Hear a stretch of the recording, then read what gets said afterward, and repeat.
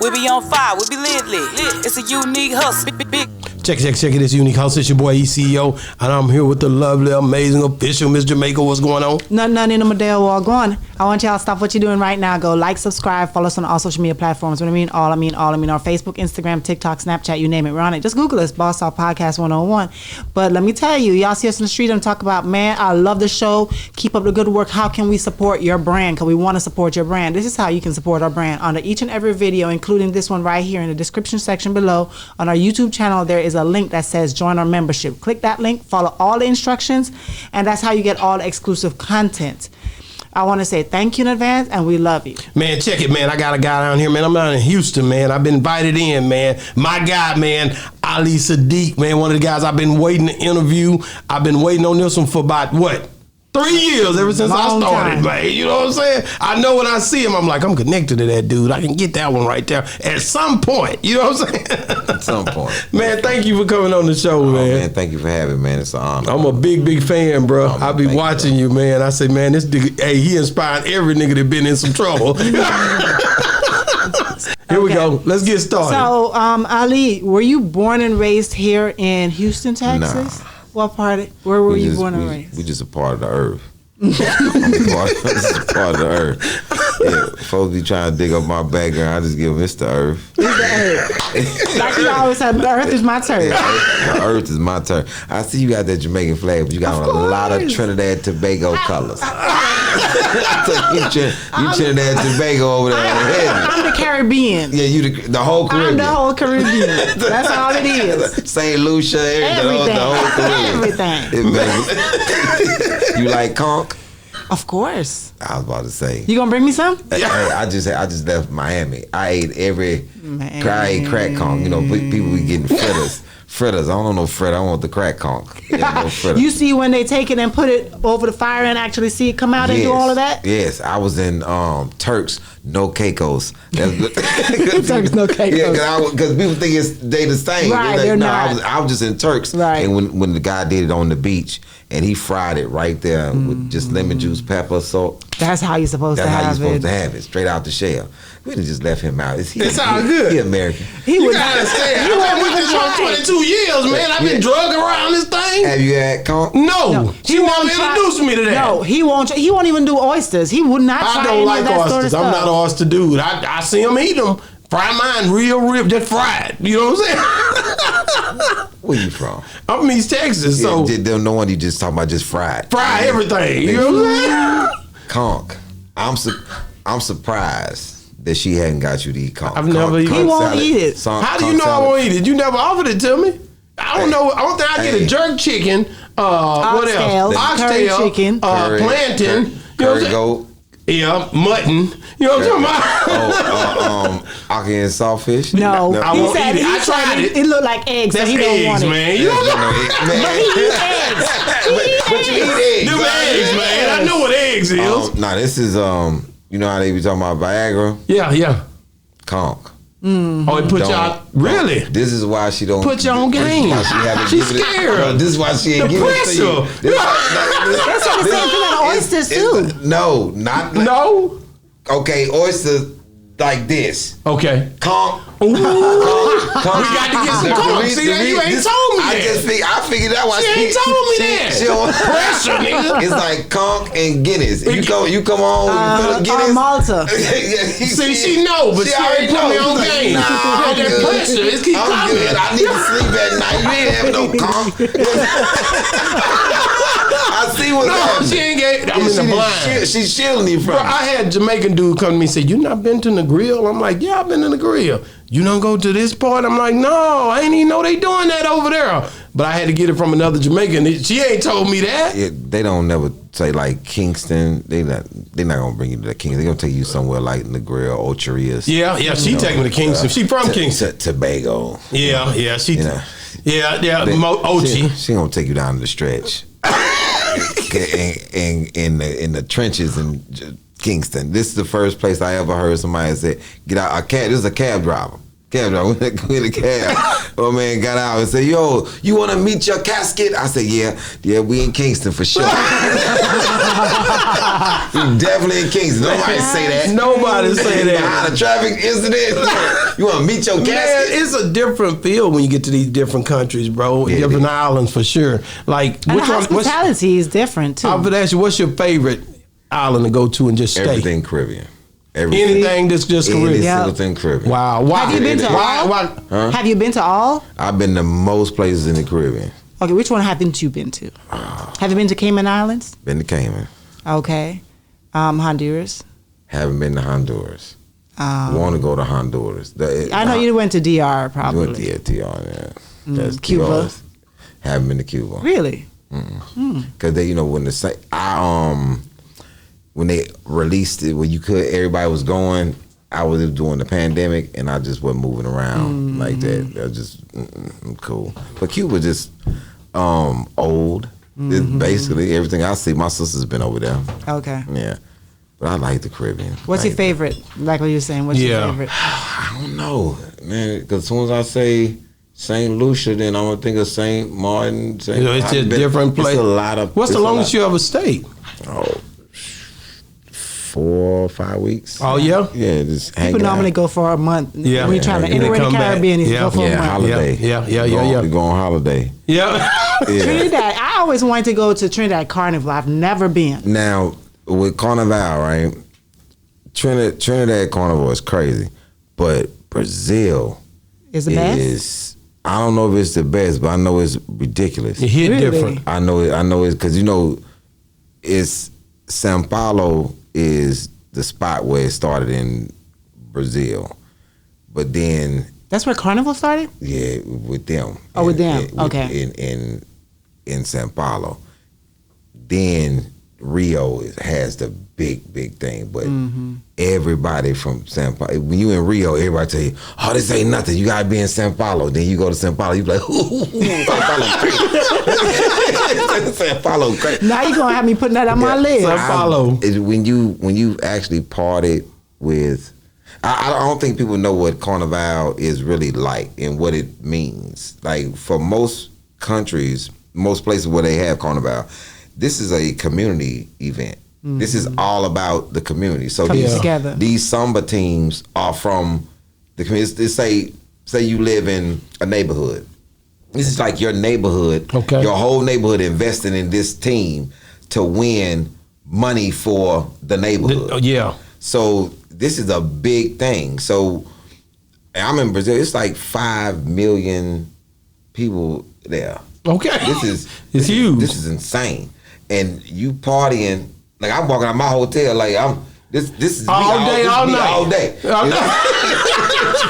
And I went. The best party I ever been to was in Brazil. It was at this club called Help Discoteca. And that's the Help name, help. discotheque. Yeah, and you need 'Cause it. you go- and he need all the help you need. all the help You don't need it. So this is what it is. Okay, I went to this spot, this thing called Adam and Eve night, right? So they give you put your clothes in this thing. They give you a You little dress leaf. up in the toe. They give you a little leaf to tie around yourself, and you in there. Now it's 5,000 people in this club. It's 4,000 women. It's a crazy band on stage. I don't even know how many pieces this band. It's like every time I look up there, there's some more people up there. Like they just joining with more instruments. Like, what you got in the car? And it's all these people on stage. It's so crowded that they have waitresses that have coolers strapped around their neck with all the liquor and stuff and the setups in there, and so they just on the floor. 'Cause And you it's can't- an indoor place. Yeah, it's indoor. Wow. You can't get off you really can't get off the Can't floor. get off the floor. So you Everybody just, getting you just to it. right here like, yo, pass me a drink. They right there on the floor with you. So if you can get to the bar, you good. Oh. But if you can't, You got to get with them. You got to get with the people that got the coolers on their Yeah. neck. You right there with it. But and it's crazy. And it's Crazy. And it's crazy. Wall to wall. I Ain't no wall. So imagine if you want to leave, you can't leave can't till leave. everybody's Ain't no leaving. leaving. Yeah, I stumbled out of there like 8:30. Like I Yeah. fell out the club about 8:30. It was definitely daytime when I got out of there. 'Cause I went in at night. And I fell out of the club. Like when I say fell out the club, You fell out It's of not, I'm not using slang like I walked out. No, I fell out there though. Fell out the club like a can of biscuits. I just bust out. The club. I'm like, oh, I'm outside. All right, ain't going back in. I'm out here now. But you know what I love about Caribbean parties though, especially like Carnival parties? You dance from the moment you get there to the moment you leave. Yeah, I think I promise you. No, you took. Remember I went on that Trinidadian boat? Yes, I'm finna take us somewhere. You ever been to a Juve? Yeah. She ain't take you to nothing. None of this. I don't know what the hell you just. She ain't took you to nothing. Did you see her face light up? She up there. She just Yeah. Yeah, man. Let me tell you something. That's back in the day. Yeah, this is What was that? That's way before you, baby. That's baby. She gotta tell you that was way before you. It's bad. You see that lady with that little outfit on? Yeah. Did you sit down there with the shorts on? Yeah. So imagine them shorts, a top, wet, muddy, painted. But that's how Carnival. Wow. Because Carnival. What were you doing? No, because hold on. Dance with everybody. The thing is with Carnival is celebrated almost for the whole, I want to say 2 weeks or a month or whatever. So you have a party every single day. And they call it different things. Different things. Oh, so one I ain't party, never like been. what he's talking about, you get the mud, the paint, you go in the old clothes that you have because You go to old clothes. It's gonna be ruined. When she come out with some, you like, man, what is this barely? It's over. Do you want me to what? Okay, when we get there, you gonna understand why I got this on. Yeah, I got a little bitty shorts and a swimsuit under this. This is what we doing. Damn, so how you end up in these places like that, man? Man, you just go when it's time. Man, listen, the West Indian community is a whole different community, bro. I only go to the what they call them little things you take me to over there. What, Dance hall. No, with association. That's it. Oh, the damn association. You know the one they just hanging out. A couple of them over here. I'm gonna ask you this. Damn. Has she ever taken you somewhere where y'all was getting ready at 1:30 in the morning? No. See, hell no. You ain't took you no dance. She ain't took you to no real dance. No, none of that. She keep me out of all that. She keep me isolated. It's Americanized bad. All the time we go, I'm looking at the tourist sites. You know what I'm saying? My dad and them there, they own the tourist. We at the tourist site. That's it. I'm the boy that got you at the resort. I'm at the resort. I'm over at the resort just like, man, it's nice in Jamaica. I'm I know. See, she ain't tell you know where everybody doing this. No. Everybody got something in their lip. They doing this. No. Crazy thing. The dance hall is almost. I think the dance hall is the most respectful place. Yeah. In all of clubbing. Like this is the because it's like this. This is how it would be set up. Now she gonna be dancing, doing everything that she won't do. Your job is just to stand there and they had a liquor on the floor in front of you while you just post up. And she dancing all over you. And she dancing all your woman dancing all over you. And then somebody else next to you, his woman doing the same thing. Ain't nobody even really paying attention to the women, and we doing this. Y'all boy, you good? You know what I'm saying? That's the life. That's why. That's it. Primarily. You don't come to no dance hall by yourself. And what's that about? Like, you can't even do that. And you gotta be dressed alike. Mm-hmm. Gotta be dressed alike. Everybody gotta know that's you. That's you. Everybody gotta know that's you. It's not like you come in there to find you a girl. You ain't coming in there with your girl. You ain't coming to no dance hall to find you. You showing up stunning. No, but at the same time though, because I hadn't been to a dance hall in a while, but when you look on TV or YouTube nowadays and you see everybody, the way how they be dancing on everybody, and I mean, they not doing that hardly no more, where you have the older crowd doing that, but the younger crowd, they doing some acrobat stuff on the floor and everything else that I'm just like... They wild. First of all, you not finna jump down on my sternum. Ooh, they jump on. I seen that now. Say, ma'am. From 2 feet up in the... Ma'am, you 185. Boom. What you not finna do is jump down on my frail body. No, the little dude picked the biggest girls. We do that. We do that. I'm just saying you're not jumping down on me.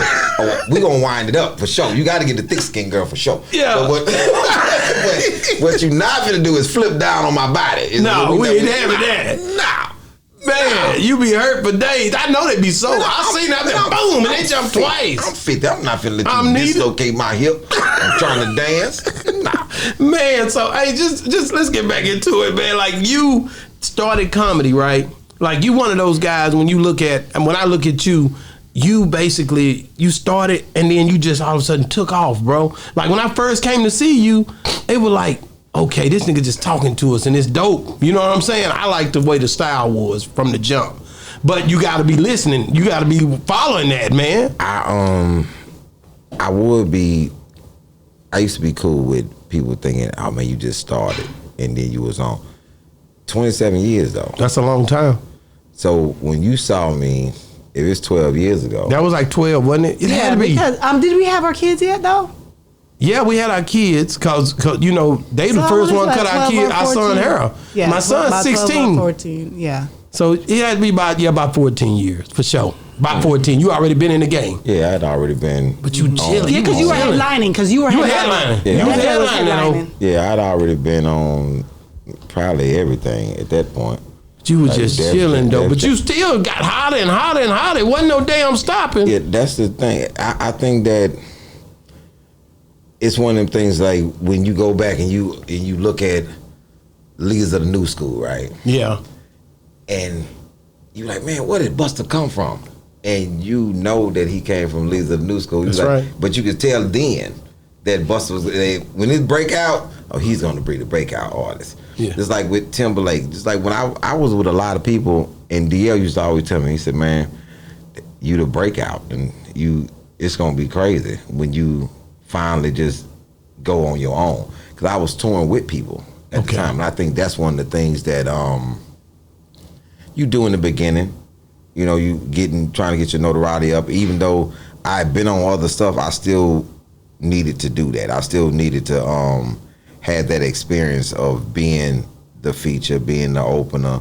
You know, sometimes coming out first to a cold room, which only made me stronger. I'm a great host, so I already knew I was strong enough to close because I was a great host. Yeah, like I used to carry the show.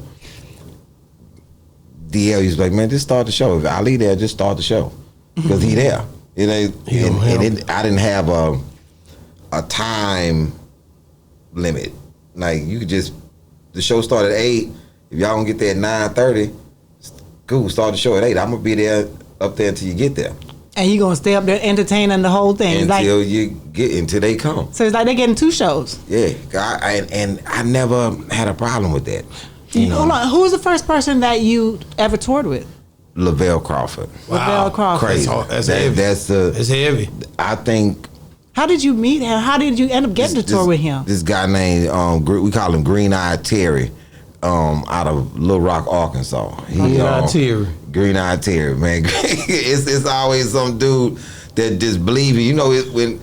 You know, a lot of people think everybody's trying to fast talk them, but sometimes people actually just really believe in what you're doing. We learned that, yeah. Sometimes you'll go past that person because you feel like they talking too much. But Green Eyed Terry, look, man, listen. I'm gonna do this show with Lavelle, then I'm gonna bring you on, and I'm telling you, man, we gonna make this money. And then maybe a month later, he got Lavelle, and he brought me on the show. We did like 4 or 5 spots in Arkansas. Okay. Then Green Eyed Terry would fly me every Monday to Little Rock to do this room called Juanita's Cantina.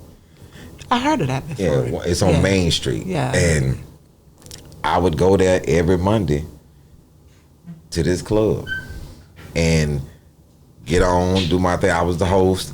and the headliner, basically, because it was all these young comics that was like, it's a guy named JJ, Lil JJ, the guy Mark, he was there. That wrote all the stuff for Lil JJ. When he started, Mark was there. Now, what's my man name? Lil Jesse. Lil Jesse.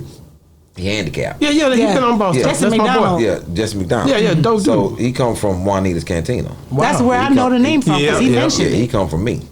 Wow. Yeah. So I didn't even know that. yeah, it's man. Most of these guys, really, a lot of these guys come from up under me. 'Cause I've been doing it the longest, and I was going everywhere. And they would see me, and my phone number hasn't changed, so people would call me all the time. But how did you get the budget? I'm thinking because people struggle trying to go to these towns and ain't got no money to make it to these towns. You talked about going straight to Arkansas like that. That's not normal if you from Houston or you living in Houston. I was grinding way. Where was you at when you were traveling to Arkansas? Oh, I was living in Houston. So how did you have this budget? People believed it. He just believed in you. Terry. That's why you say he believed in you. Green-eyed Terry. Green-eyed Terry was getting that money from them people at that club, getting me down there, paying me every Monday. I would go down there and make that money with Terry, come back home on Tuesday. Then on Wednesday, I'm off to something else. But in Houston, everybody in Houston know I had 3 or 4 rooms. Like, you could come here and eat all the time. Through my whole career, I've always made it where other comics could come eat in practice. Always. I've never not had a room. Because I remember when I first started, Just Joking Comedy Cafe, I pay homage to them, Alice, but they taught me a lot. You know, from every struggle situation, you can learn a lot. Man, that place was packed on Thursday when I started coming there. And that man said, man, it ain't got nothing to do with you. I'm like, I don't know about that one, man, because I was coming here before, and now I'm the host. I don't know, bro. And this $35 don't look that good no more, man. but my journey was fast. Okay. You know, I just think. I come home in 1997, October 21st, 1997. Wow. First time I'm ever on stage is December of 1997. You went quick. straight on the stage. You was thinking about that when you were locked up? Yeah. You was on it. I was focused on what I was going to do, because now I have this responsibility. I was very jovially sarcastic in prison. Like, I didn't start comedy there, but this is where I honed my skills. It's a lot. It's like an extension of growing up in the hood, where you talk about people you jonesing. This is like an intense jonesing place where I can say something and it might turn into something. But I was so quick with it. It was like, hey man, Lil Dog be really, man, don't say nothing, because Lil Dog always say he got something to say. Shut your little ass up. I'm like, I gotta shut up though. I gotta shut up. Y'all never say this shit to them COs. Was it in Texas? Yeah. What unit? What unit? What year? Like the 96, 97. You give me a year. I came home. I came home from Bill Clemens. Okay, that's why you were really working them at. I'm trying to figure out where you working them at. Let me go back. I actually came home from Mineral Wells. Yeah, that's the pre-release. That's the pre-release. That's pre-release. How long were you gone for? Oh, 6. Everybody want to get to Mineral Wells, nigga. 6 You hear me? Everybody want to get to Mineral Wells. Let me tell you about this nigga Mineral Wells. Let me tell you what is Mineral Wells. Damn, boy, let me tell you something. Mineral Wells. I'm moving back. What? I like that. Man, Mineral Wells was too much for some niggas, man. That's why That's a pre-release. That's why everybody really gonna come home. You got free wear clothes. Yeah, you can't. Yeah, you feel like you out. You feel like you out, but you not. But you damn sure not out. You damn sure not out. Curfew and everything though. Yeah, you got everything. You locked up. But you got free. Man, let me tell you something. A big booty. I'm talking about a juicy booty librarian. Damn, they got me locked back up. It was you went back up there? It was too much for me. Man, bruh. Yeah, that librarian was a fool. That pre-release, I heard a story. I ain't make it over there. I was like, man, I sure want to go to that pre-release. So, man, this Mineral Wells is a fool. I didn't get to go. This is when you know I knew that I was gonna be good coming home. A lot of these other dudes, I was like, nigga, y'all niggas have shifted back into crime very fast. Like, y'all was just talking about, nigga, I hate being here. You get the Mineral Wells, got on free work class, he just got all on the phone with the phone up. Look here, I'm trying to tell you, dude. See right now. Hold the phone regular, nigga. So you back. So you put that phone on your shoulder, you back. Yeah, that's real. I was still on that phone. I was talking to my mama. Hey, how y'all doing? You focused, bruh. That Maryland Wells a lot, and I heard about it. I seen people go back about it. On that Maryland Wells. Oh, that thing was nice. I heard you getting out. They like, you on Maryland Wells? You know, I'm like, that nigga going on. Nigga know you going on. How long do you stay there for before you get out? If you got L5-1, L5-1 to get you. I don't know, dog, because they do it different. I think now they do it different, but it was like you had like maybe 8 months. Yeah. Okay, then you go home. So you don't stay no longer than a year. No, they ain't gonna let you stay long. Yeah, they trying to get you acclimated back to the world. But man, you got. Did you get an L5-2 or anything, or they sent you straight there? They sent me straight to me. You ain't never get an L5-1 or L5-2? I got set off a 2-year set off. That shit hurt, didn't it? Oh, didn't it? I'm talking. What's that? That nigga in that thing, he better go home, but he getting that paper. No, you don't even. No, this ain't. I didn't even think I was going home. At this point, this I call the set off is. This how I always talk about this story because this is how I learned about politics. Yeah, man. So, Ann Richards is the governor. Yeah, for sure. Hey, y'all hold it down. Ann Richards the governor, right? Old school, come to me and say, "Hey, man, you might want to tell your people in the world to vote for Ann Richards because if Bush get in office, man, shit, everybody gonna get set off." I said, "What is the set off?" I'm telling you, he said everybody gonna get more time. On your shit, like if you got a release date, they gonna add some time to your shit. Cause parole is a privilege. That one of them law library niggas right there. This nigga came and say, "Hey man, cause now he studied. Let me break down how this shit work." Ann Richards can't run no more. It's her last term. She get back in office last term. She pocketed everything, money. She stealing everything and going the way out the door. If Bush get in office, first term, what these niggas say when they first get in office? We gonna be tough on crime. Everything. So he give me the game, right? Now, this nigga Bush win. And I'm in the tank, and this old nigga say, I remember he told me this too. He say, man, when the nigga gets set out, right, this is when everybody gonna get mail. This day they gonna come and they gonna be calling niggas name. You ain't even these niggas was in your tank. Niggas. And you sitting there and you hear that man out there, they came in with a stack of shit. They calling everybody name. Michael Smith. Man, I'm like, Michael Smith. I'm looking like, who is that? I ain't never even seen this nigga get mail. Shit, man. And you hear motherfuckers bawling shit. This some bullshit. Because the only time that everybody get mail is set-offs and when they give you your statement, your compensation statement, they tell your ass if you indigent. Oh yeah. Them niggas call you indigent in front of everybody. They don't care. You was just getting a bus of 60 back then. Niggas will call your ass You know that, right? You busting a 60 back then. That's all you could bust. In 97. I was busting the 60. No, I came home in 97. I went in 91. Oh, so they went up. You were happy when they got to that 60. So, because it was a 50. Yeah. Nigga, you get 50, so they gave 10 niggas $10 more. So nigga buy some rhinos or something. So in the 60, I would have money on my partner book too.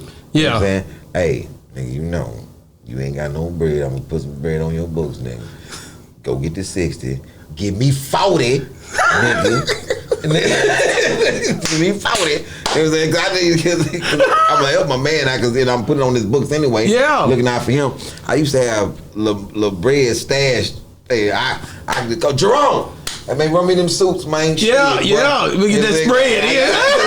I had to have the stash houses. Yeah. But that's that penitentiary, man. I mean, I remember my pops got locked up, right? This nigga, he'd get locked up at 55 years old for an assault. He get in an altercation with a dude, he get an assault. So but my pops got a company and a job, so he got there fighting, doing some ignorant shit. So when he get locked up, he get 2 years. They gave him the 2. Gave that nigga the 2 years. Okay. Shout out to Money Moses. He's my other co-host. He's doing 2 years right now. Well, he on holiday. No, he say on Gaza. Go ahead. That's my other co-host. Gaza East or Gaza West? He on Gaza East. Is it bad? He said it ain't bad as it used to be because I told him in the medicine down there. He It used to be, boy, you gotta learn to speak Spanish. You go to one of the Yeah. It ain't like it used to be. Because prison ain't like it used to be. Not at all. Not at all. But he told me he could make it, so I was like, nigga, don't call now. Like, nigga, stand on that what you used to tell me on the show. He called all the time now. You know what I'm saying? You just got 2 years, nigga. You niggas be talking that shit. Nigga, I stand on what nigga go down there like, nigga, I don't hot, man. Nigga, I don't stand on this shit. This is dumb, man. Why I come down here? Nah, nigga, you wanted that. Let me tell you, I got arrested for a traffic thing, maybe like 44, 45, and had to spend a night in jail. Bruh, let me say something. I don't know what I was made out of when I was 19, 20, 21, all the way to 25. I don't know what I was made out of. My body was made out of something different. My back still hurt. I'm 50. My back still hurt from that one night I spent. You got the tissue and rolled it up. Did you lay on the tissue? I rolled my mat up. Okay, you got the mat. It's cold in there. They keep it cold. You put them little old thin. Man, it's a nigga in there around 3:30. Nigga in there hollering, I need my diabetic medicine. I said, man, why is this nigga commit crime? He got diabetes. Man, this nigga in there rapping. And all this was, I think I adjusted when I was younger. Now I'm in there complaining. I'm like, hey, man, shut up, nigga.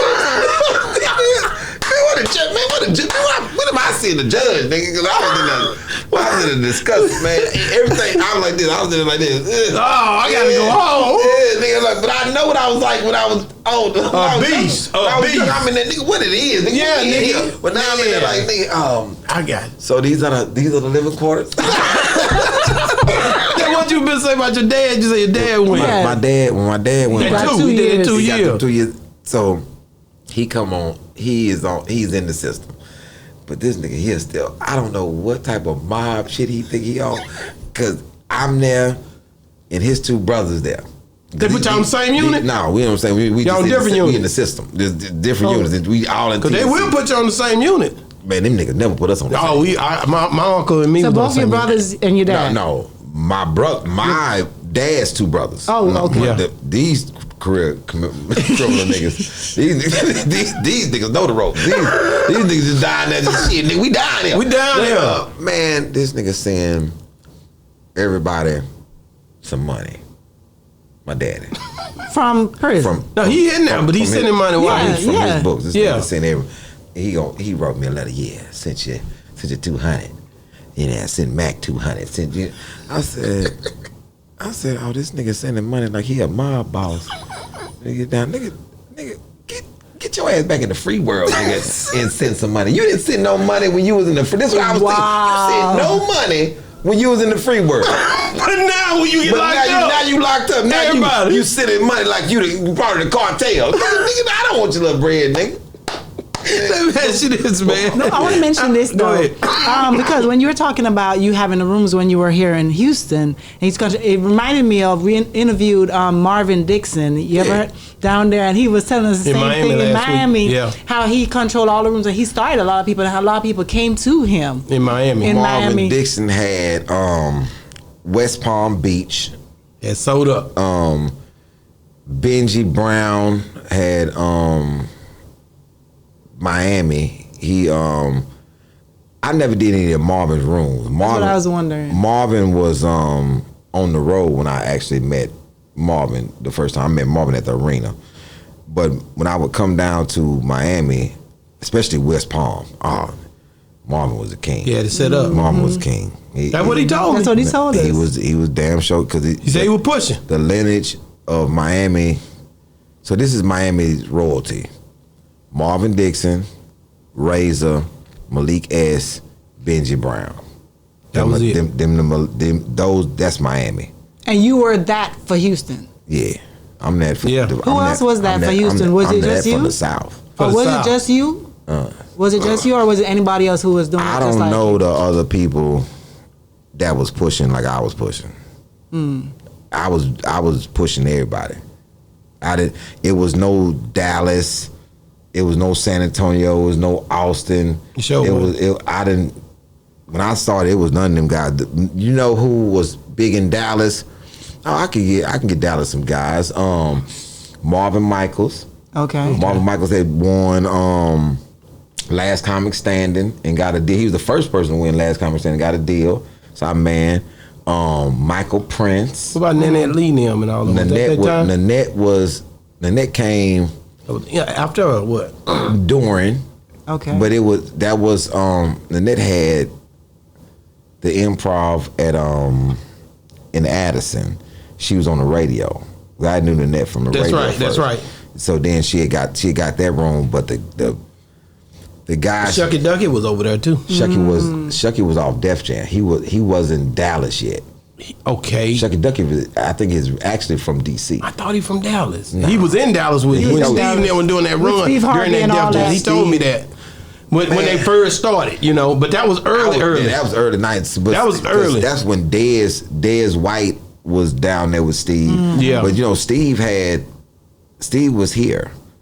It was Rushan. It was a big night, like in the early 80s, mid 80s, early 90s. It was a spot here. Is David Ray Bond, Rushan McDonald, and Steve Harvey. Yeah. Wow. Right here. Because Steve had to show The Boys. Yeah. So Rushan was writing on that show. That's him and J. Anthony Brown. Wow. That's back. That's back. One of them names. Yeah. So that's back when in the game. Yeah. I'm 27, so they like 35. Yeah. Going towards that. Yeah. Because before me, when I got on the scene, it was stagnant. In the D in the South. Yeah, and say it was stagnant. Well, in the Dallas, in the Texas area. No guys out the South, no Oklahoma, Louisiana, no none of that. Because this thing at the popping though, because you think let's talk about the royalty from Texas. Thea Vidal, first African American woman to have a TV show, sitcom. Yeah, Houston. Brumman, Galveston. Wow. Arsenal and Mitchell, Def Jam. Billy D. Washington, Def Jam. Sam Kinison, Bill Hicks. Sam Kinison. Carlos told me about Sam Kinison. Yeah, so Juan Villarreal. It was some guys moving, but the problem was, so let's say you get closer to me. Everybody would move to LA. That's what they thought. Everybody would go to New York. So who's cultivating the South? Who's cultivating where they from? When everybody's New York, LA. Before me, there was no I'm staying home. Anyway, I never heard it. I never heard not one person say, oh, I'm staying home, I'm gonna make it from Houston. I'm making it from where I'm at. Everybody was the mantra, the whole thing was you move to LA and New York. Once you feel like you good, you move to LA and New York. But who was staying at the house? Nobody. I'm gonna me, I take it back to the penitentiary. I gotta ask you about mental well, because I never went on there. But when I know when you on them units, you ain't got about 5 minutes to eat when you go to that child home. Mm-hmm. You know what I'm saying? Did they lighten up on you over in mental wells a little bit? Man, no, not really. They still gotta eat fast. Because you know why? You know why they ain't lighting up? Because it was an old military base. So they on that. They still on military. They on that. Oh, wow. They still on that. Get it and go. Get it and go. Swallow your tray on the way while you walking trying to figure this out. Yeah.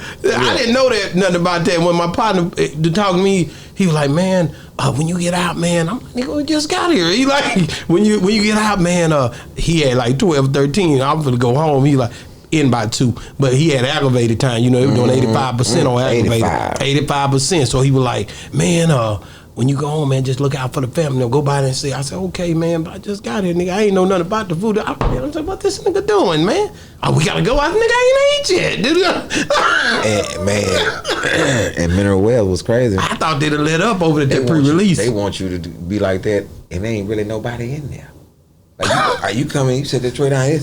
Me, you, and another dude. They come. Hey, bro, it's 3 of us in here. Ain't nobody eat that. Damn. You can't enjoy it. Nigga, this table still clean. Damn. If you don't want me eating it, nigga, just tell me you don't want me eating it. That's what acting bad. Get my food in my hand. When you walk to the damn barracks. You gotta get up. Because we stayed in the barracks. Yeah. It's still set up like the barracks, like the military. Let me tell you something. Military base spooky as hell at night. You went outside at night. I did not know that was a barracks. Man, I went over there too. I went and looked at it. And so I ain't never make it over there. Those folks was working in town. A lot of them guys was working in town. Yeah.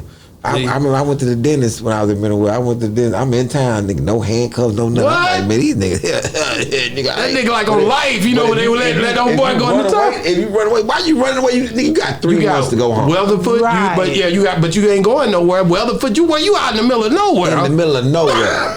So you can't escape. No, you right. Looking crazy as hell. Like you walking around like, who this nigga? You ain't supposed to be up there.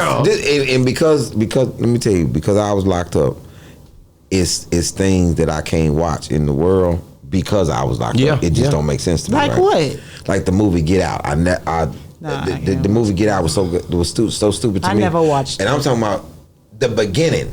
I'm talking about the opening scene. My mind, I can't wrap my mind around it because it's dumb as hell. So the opening scene. But it made a lot because everybody watched it. Because niggas like dumb shit. They don't analyze nothing. So you know how you look at, like, say if you break out of mineral wells, where you going? This is the same thing to me. So you trying to tell me how did you get in this neighborhood? How'd you get in this neighborhood? So you had an address to a person's house and you didn't go there. You just randomly walk in the neighborhood talking about, hey, where you at? Nigga, in a neighborhood that they ain't got no bus lane. Oh no, ain't no bus lane. No, not Uber and Lyft don't drop you off at the wrong goddamn place. No. You just say, hey, no, go up right here. How did you get that, nigga? You ain't got no car, no nothing. How did you get to this white girl's house, nigga? I just need to know. I can't watch this shit no more until it's over before the start. I'm done. And then a nigga in a Porsche, somebody in a Porsche pull up with a motorcycle helmet on, nigga, and you just standing there.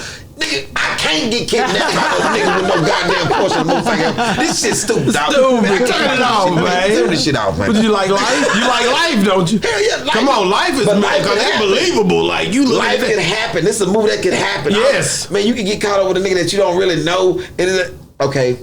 You think you can't get caught with a nigga? Come on, man. Shit. When you in the riding part, like in there talking and how they were riding, that's just some real. It was real. So you and man, 2 niggas done owed me money before. They didn't know each other. And I done ran some niggas in the same place. Hold on, niggas, both of you niggas. You niggas collaborate. They don't even know each other. Hey man, get this nigga outside. Get this nigga outside. We need to talk, nigga. Man, that's my money, nigga. I think that's a classic movie, man. That's one of the best. That's one of the best movies ever made. I can watch it there over and over again. I'm messed up, bro. Hey, I watch it that thing. Let me tell you, movies I can watch over and over. Talk to Me with Don Cheadle. Yeah.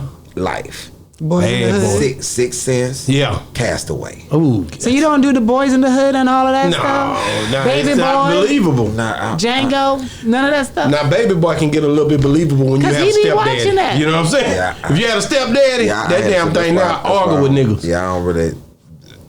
But I had a stepdad. I ain't like that nigga like that. But my real stepdad I did. But this them niggas who your mom mess with on the way up. Nigga, I ain't like this one nigga named Walter. You ain't like that nigga. Oh, that nigga Walter. I don't want to think about him. Nigga, man. I don't even know how I even like niggas named Walter. No, he messed it up for all the Walters. Not one nigga though. What did he do? One nigga, he was abusive. Not one nigga though. Boy, I saw this nigga named Walter in the airport. Nigga, and lost all my composure. Nigga, I'm cool as hell. I'm like, I'm with my security and my road manager. I say, hey man, that's that nigga, man. I said, bro, I know this nigga when I see him. I say, if it ain't no nigga in this world I know, bro, I know this nigga right here. That's him, dog. They say, man, we'll go over there. I said, nah, I don't want to be wrong, but I think this him, nigga. So I'm trying to say shit just out loud, just to get him to look up to see if this him, man. And he made eye contact with me. I said, nigga, that's him. I'm finna go say something. I walked over. I said, hey, man, I performed with you on the Tom Jones Cruise, man. I just want to come over here and pay homage to you, man. He said, Brother Ali, I remember you. I said, this nigga Walter from the OJs, remember me? Walter from the OJs, remember me? You like that nigga right there, Walter? That one good Walter. Nigga, this one good Walter. One good Walter from the OJs, nigga. He gave me a sweatshirt. He gave me a hoodie to zip up. Nigga, from him. You still got it? Yes, I got it. Yeah, you got it. This happened like 4 months ago. Man, I'm in Chicago. His daughter named Love It, man. I'm just sitting there looking at that man. That's Walter. That is Walter. You knew that was the man. I knew that Walter from the OJs. Ooh, Man, I was trying to do moves for that. Is he the only one? I was trying to do moves to this nigga. Why is he doing OJ moves? Is that the only one that like you've met that you like? Dang man, I never would have thought I'd have met this dude. Who is the one that really sticks out? That person? I don't even think I have that person. I just run in certain people. I've had moments with niggas that was just incredible. That, like I'm at the. This is when I'm still in the streets. At this time, I'm in the streets, and Money B.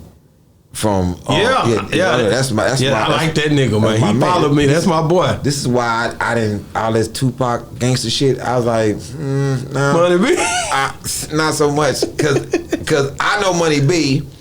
We on the elevator. It's a music convention happening in Houston, and it's at the Sheraton downtown.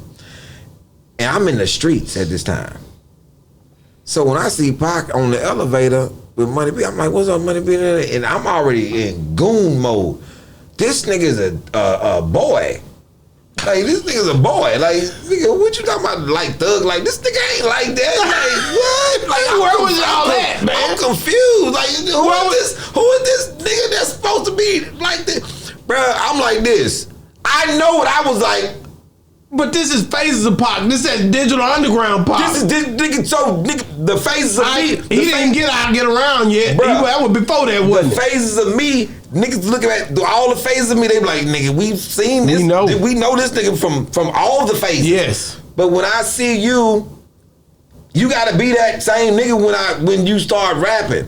So I'm like, Money B is good nigga. Want to get drunk, have fun. So I'm like, nigga, I ain't know. The nigga in the elevator, you saying the nigga in the elevator was a this was years later when you heard the story. Because I've never seen any of these niggas perform. I'm gone. Yeah. I'm gone. Yeah. These niggas in 91, 92. All this Pac Biggie shit, I am gone. I'm locked up already.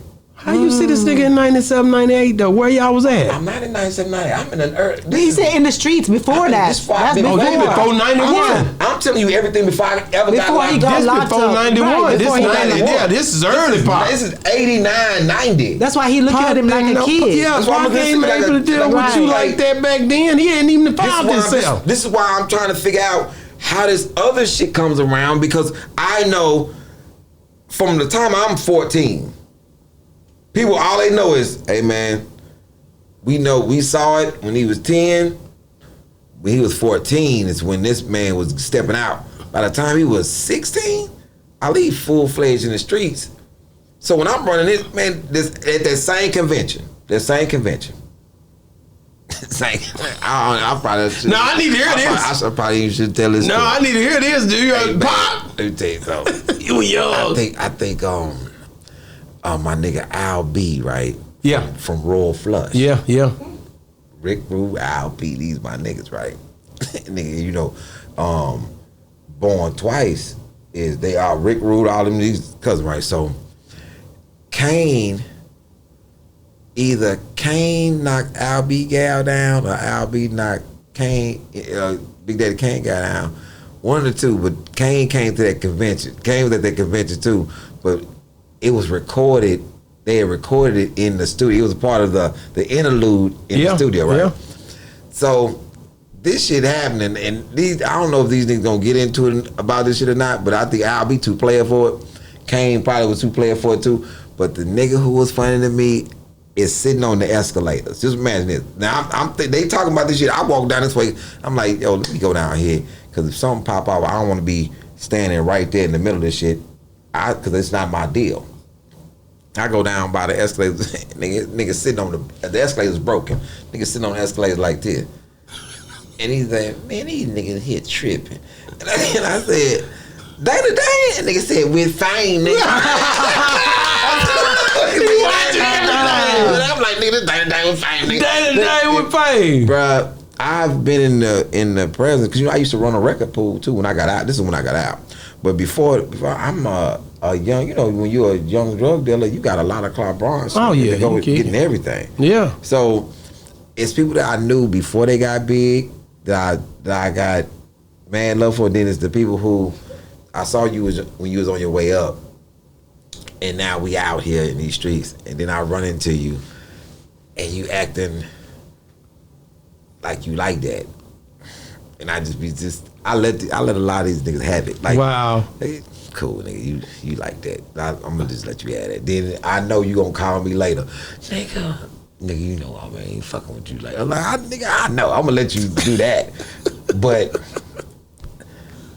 real goon niggas really don't be out the way. Yeah, but they real chill. I talk about that all the time. You ain't trying to be seen. You don't want a nigga to know how you moving or none of that. No, you ain't trying to be. I was a different type of. I'm still the same way. If you get into my camp, I'm coming. Mm-hmm. Because it's the reason why I'm coming, because I'm more diplomatic than some niggas in my camp. But I need you to see me first, though. I got to ask you about Carlos Miller told us about not only him, when after Katt Williams did that whole deal and everybody was going crazy. I had Carlos on. He was telling me about, man, that ain't nothing new. Niggas been getting into it. You got some niggas in comedy that'll beat you up. I was like, what? He's like, man, it been going on for years. Mm-hmm. So, is it something that comedians have been beefing and nobody never talked about, and all of a sudden in 2024 it just flooded after that? No, it not it. A person broke the silence of our code.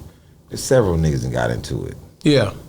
But it's like this. We can get into it and we have enough dignity that I may have to work with you. A promoter is not knowing who now got into it. He just putting shows together, and sometimes you all on the show together and you're not even bringing that to the show. It is what it is. Because you're going to mess the money up. You know, you don't mess the bag up. When somebody, and then the other thing, we talk to each other a lot. So sometimes, like DL done saved a lot of niggas. Okay. He done saved a lot of niggas from me. Because this is somebody who I respect. And Dick Gregory used to do the same. Wow. Because once you run your face, I'm not a comic like in the traditional sense of I'm not trying to be jokey and I'm not funny off stage. You know what I'm saying? That's with my personal friends. So when you come and you decide you're gonna play with me in a group of people and you don't know me, and I'm gonna come say something to you. And then because I'm not a comedic actor. I'm not an actor. I am a active person that, bruh, we gonna see each other. Yeah. And I'm not, because I don't have this understanding that I'm still in this mode. When I come home, right, 97. The way men are talking to each other, I'm not accustomed to it. Yeah. What's up, old bitch ass nigga? Yeah. What's up, old boy ass nigga? Yeah. Nigga, you the bitch, nigga. Look at my bitch ass partner. Nigga, what are we talking about? Nigga, what is going on? And I'm like, nigga, and these niggas had to turn me off like, yo, Lee, this how these niggas talk. I say, hey, bro, so this is what I do. This is what I'm gonna do. I'm gonna exclude myself from all these conversations. Yeah. I'm this way with it. Because where I'm from, and it's not even where I'm from, what I've been subjected to. You call a man a bitch. You got to do something about that. Oh, you got to do something about that, bro. You got to do something about that. Yeah. So why did it become such a norm and everybody accepted it? I wasn't out in the world with it. I wasn't out here. Yeah. So I have no idea. I wasn't out here. No. That almost reminds me of the way how everybody's sagging when people talk about where it comes from, but yet it's a norm and you see all these kids sagging like it's cool. That was... That penitentiary thing. I know, but that's a sign. It says something, but out here they don't mean that. It was gang culture / prison culture at the same time. So you got NWA sagging, but they don't realize. Yeah, it's sagging in prison is a different. Exactly. That's a different thing. But the dudes start sagging in prison because they took their pants away with the belt loose. So they had everybody with them stretchy joints at the bottom. Yeah, them draws. Dudes Yeah. didn't want them pants on, so they try to get them big. Yeah. It was that's how Right. I saw most. But the gay thing that people used to do, that ain't how gay dudes presented themselves in prison. Okay, that's what I heard. This how gay dudes present themselves in prison. You can tell me if you Let me see where you going with it. Man, I know the only niggas I ever seen in small draws was the gay niggas. But nigga had to hold on to a draw too, though. If you get a good pair, you had to know somebody. That's what I'm saying. You get a, and they will hold on to them little ones. If you got a pair of brand new draws, you hold on to them. You gonna wash them draws yourself. You hold on to them. I bought me some white shorts off commissary, and then if I got some new draws, I'm holding on to them, and they'll never see the laundry room again. But them niggas, that shit crazy. Them soft niggas, boy, would get. I remember I'm in the shower area. I hear a nigga say, "Extra smile." I said, "Who the fuck? Who does extra smile draw, nigga? This nigga must be Asian. This nigga Asian. He must be Asian." No. Hey, don't do it, man. Hey, man, that nigga Jackie Chan is on the ground. Wow. This nigga on some baby pad. This nigga on a pull up. Man, a brand new pair of extra smiles is bikini draws. Like they so tight and so 91, right? We in there. 1992, 1993. That going to the end of 93, top of 94. Them niggas got rid of protective custody and released all the homosexuals into regular population. Oh, so they used to be separated. Yeah. And then they released them all in population. Ooh. And this is when you saw what niggas was really made of. I just asked a question about what did prison do for you? Honestly, I know full-fledged what I am and who I am. That's right. Because of where I stood in the place of difficulty. That's right. It's the most difficult place I've ever been in. And everything that I said that I was. You would say at that moment you was that. You stood on it. I'm standing on it. Yeah. You know what I'm saying? And I'm that person that statement when it said that you judge a man, you never judge a man in times of comfort, like who he is when it's comfortable. But when in time of calamity, who he is, and when it's difficult, that's who he actually is. Man, I tell anybody, heart to heart, eye to eye, soul to soul, I know exactly who I am. You know. I want to ask you this. You ever see a nigga in there that he was in that hole and he had a wife and kids, but when he go back, he got a punk inside? Meaning he was a man, but he would leave commissary. I don't know what that nigga Listen, like he would go to see his wife, but come right back. That nigga visitation. And buy some cool off. He buy. Yeah, you see, he got a girl. So you see but that you see a lot. he got a punk. Oh. No, I seen this. And he be lying. But he don't act like it ain't happening. Oh, bro. All races. Yeah, all races. I'm telling you. All races too. White, Mexican, black. All of everybody that's in there. Them boys. Some of them boys be playing these games. Yeah.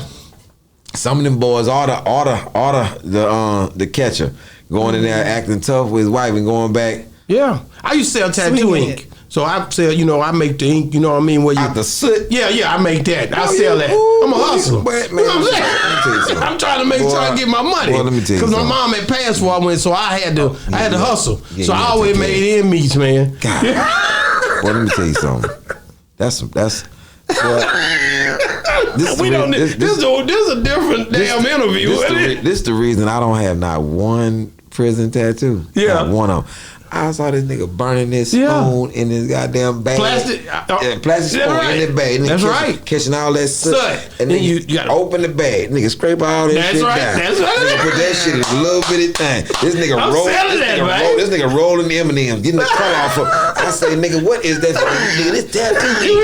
I was like, this nigga dead ass serious. I heard that's the best tattoo. Oh no, we selling it. We selling it. Nobody been doing that shit fade. That whole go though. Hey man, it go, and these niggas these niggas back be looking perfect, nigga, for about 3 weeks. All of a sudden, they fade. Nigga, it's your mama face fade. Them niggas in there got guns and everything. Tattoo guns. From the radio. They can make anything. Them niggas creative in that thing, man. Look at that. I was at my best. My mind was sharp in that motherfucker. I was at my best. All day I'm thinking of shit. Hold on, let me see. This is a plastic bag. Let me roll this whole down. Yeah. And burn it a little bit.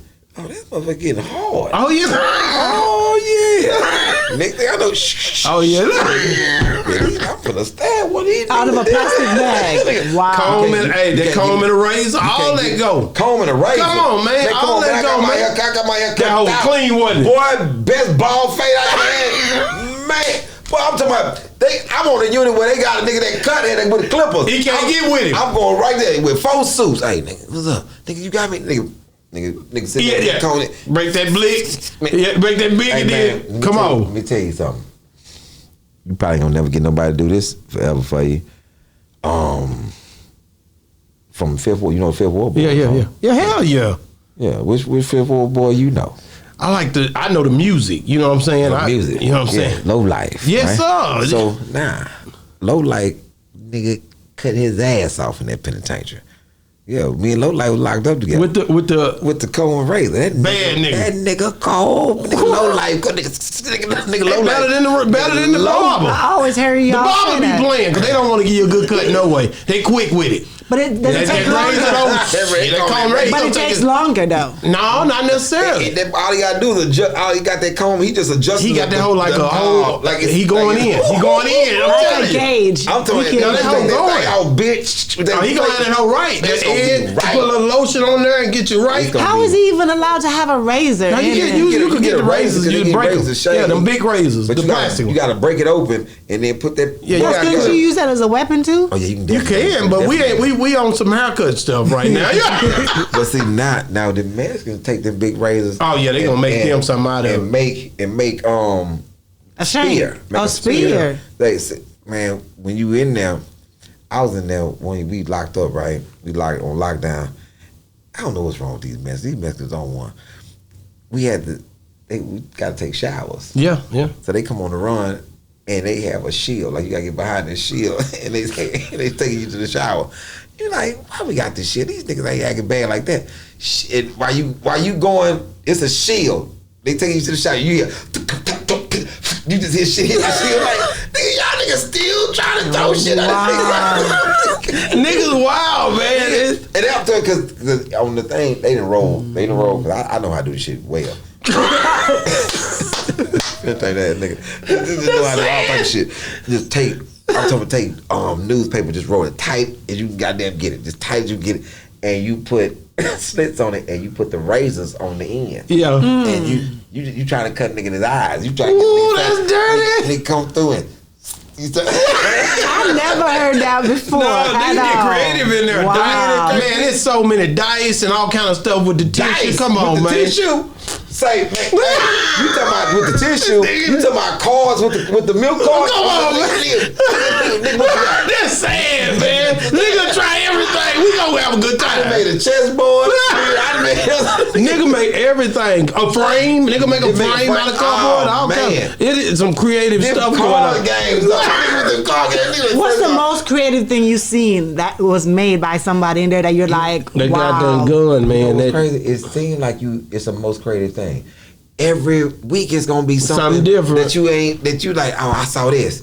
If I think about it right now, I could say the tattoo gun. That's what I was gonna say. But then I'm thinking now. You see a good pair of dice or something, nigga, and blow your mind. Nigga, like, how you make them all? Wait a minute, what this nigga just make? It's a thing, and you have no idea The gun was cool. Yeah. The gun was a fool because that's not the radio or a fan or anything. Yeah. But I'm still telling you, they got them damn cards. that damn deck of cards. What is it made out of? Milk cards. Milk cards. This nigga done got so many milk He been cards. saving them hoes. And he cut them out. Boom, boom, boom. Yeah. Nigga take off all the label and everything. Yeah. And this nigga make them cards. And he did all the diamonds, all the clubs. Serious about And they're it. all the same size. All about it. the same size, everything. Now my nigga Berto out of Dallas, nigga out of West Dallas, nigga squabble a little nigga named Berto. Used to box out of West Dallas a Katt. Man, this nigga here make the best liquor.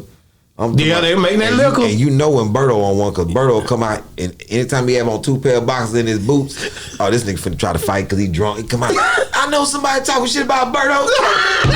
Take your joke ass back in yourself. Fuck y'all niggas. But, man, Berto was so good with that liquor, that nigga wasn't allowed to have a fruit cup. Nigga couldn't have no fruit. They catch this nigga with bread. They catch this nigga with That ain't working, man. They catch this nigga with anything. They got yeast and fruit. Yeah, They lock this nigga up because this nigga. Listen, they in there working. That's why I'm telling you, like, it's the most creative space when you think about a nigga that just be like, oh, he just doing some time. No, these niggas be thinking. These niggas, it's a smart nigga. You got time to think. Oh, they thinking though. And you thinking and you creative and you like if I needed a light. If I need to light something, I need to fire. All I'm gonna do is break a pencil open. Rub the sticks together. No, take the lead, twist toilet paper around it. I'm gonna go to a plug.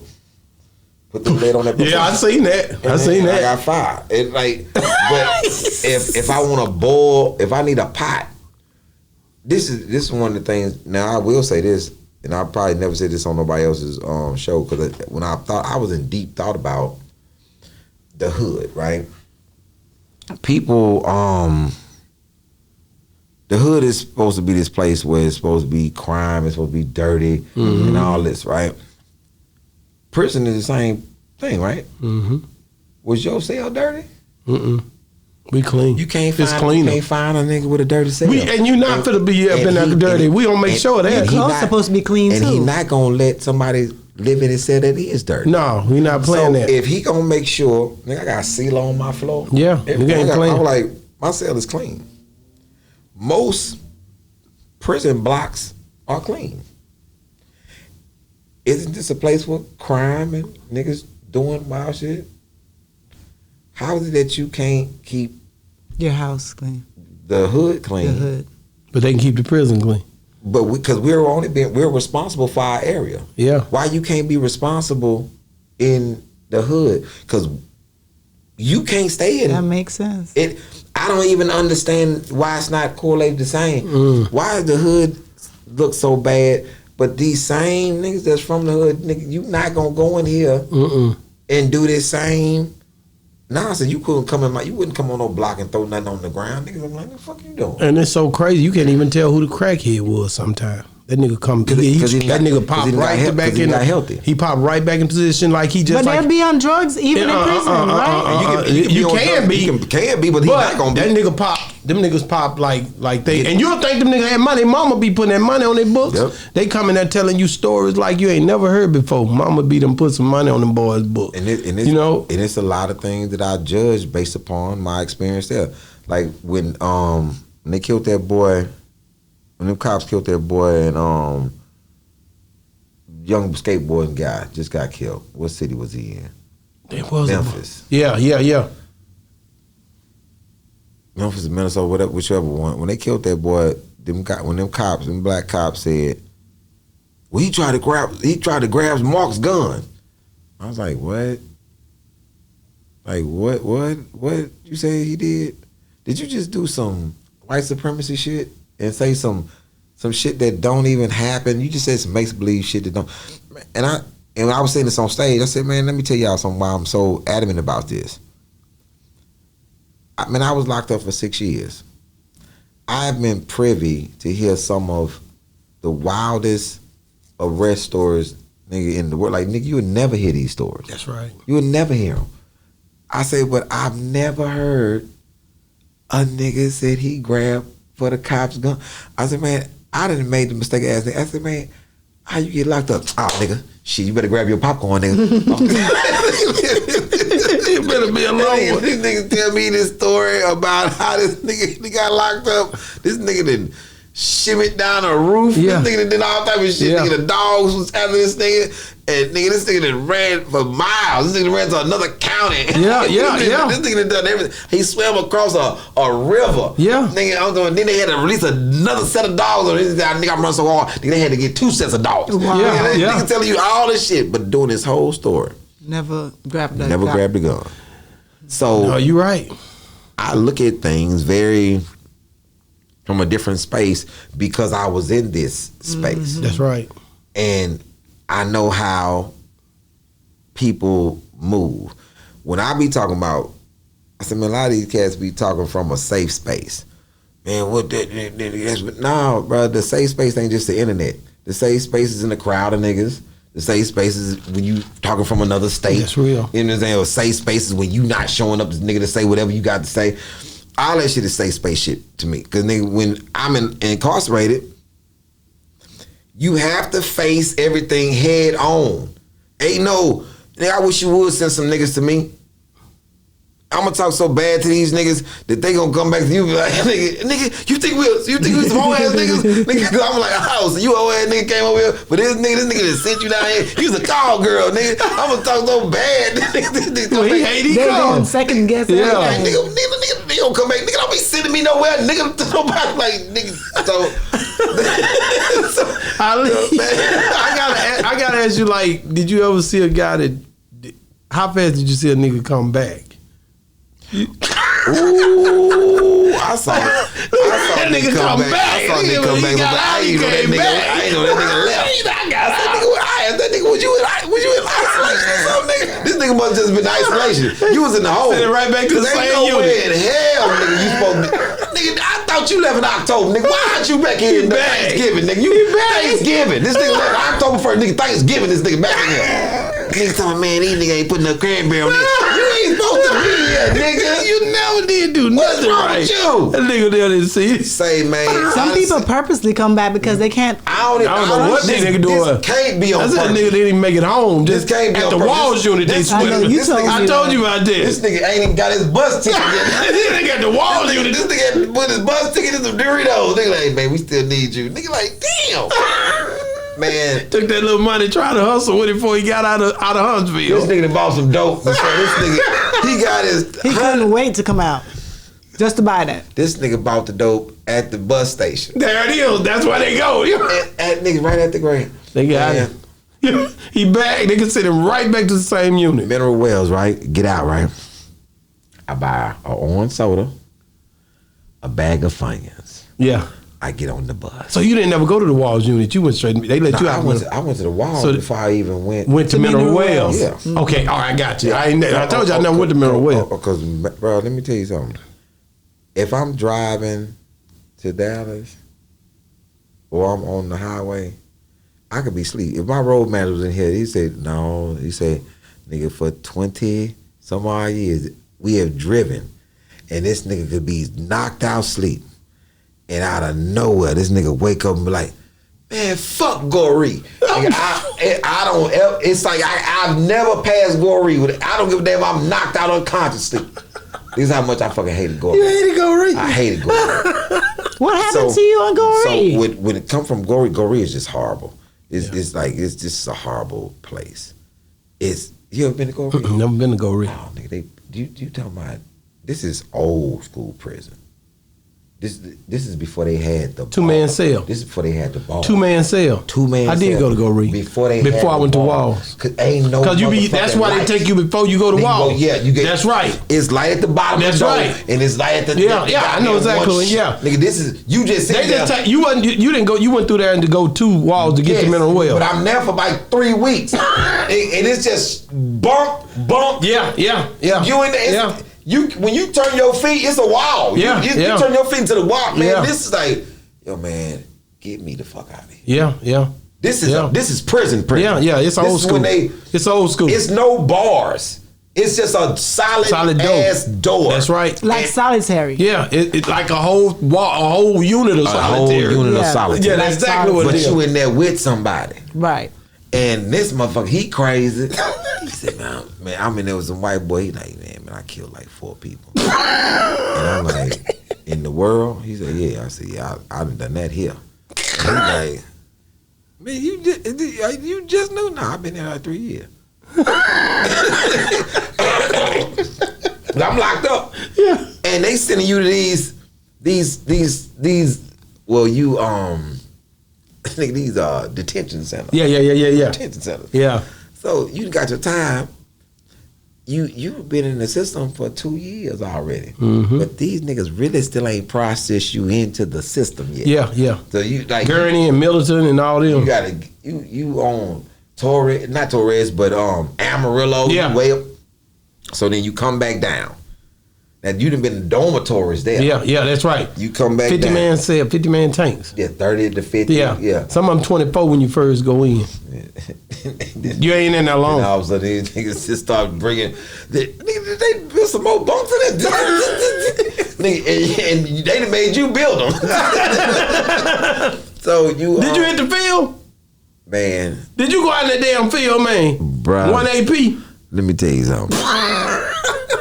I had so much asthma, nigga. I was about to say, he probably said he had asthma. I'm not doing it. Nah, I ended up in the field because I'm fire safety clerk, right? I'm working in the front office. I work for this guy named Skurlock. I'm in the front with the teachers and everybody that smell good. Man, I come back to my block, M block. These niggas M block, they lost their goddamn mind. And first of all, they know everybody that's in the block. Why you niggas got pillowcases? Y'all done cut these people pillowcases up. They mad about that shit too. These niggas got eyes in their pillowcase. Nigga, tied up. Nigga, we shoot the gas. Whole ass see y'all. They don't want that gas. I'm coming from. I'm fire safety clerk. I know all the gas guns. I know all this shit. I'm coming down the highway. They tell me, Lee, get on the wall. I'm like, get on the wall? What the fuck I do? He said, your block tripping. So, and I'm looking at these niggas. I'm like, these niggas is tripping.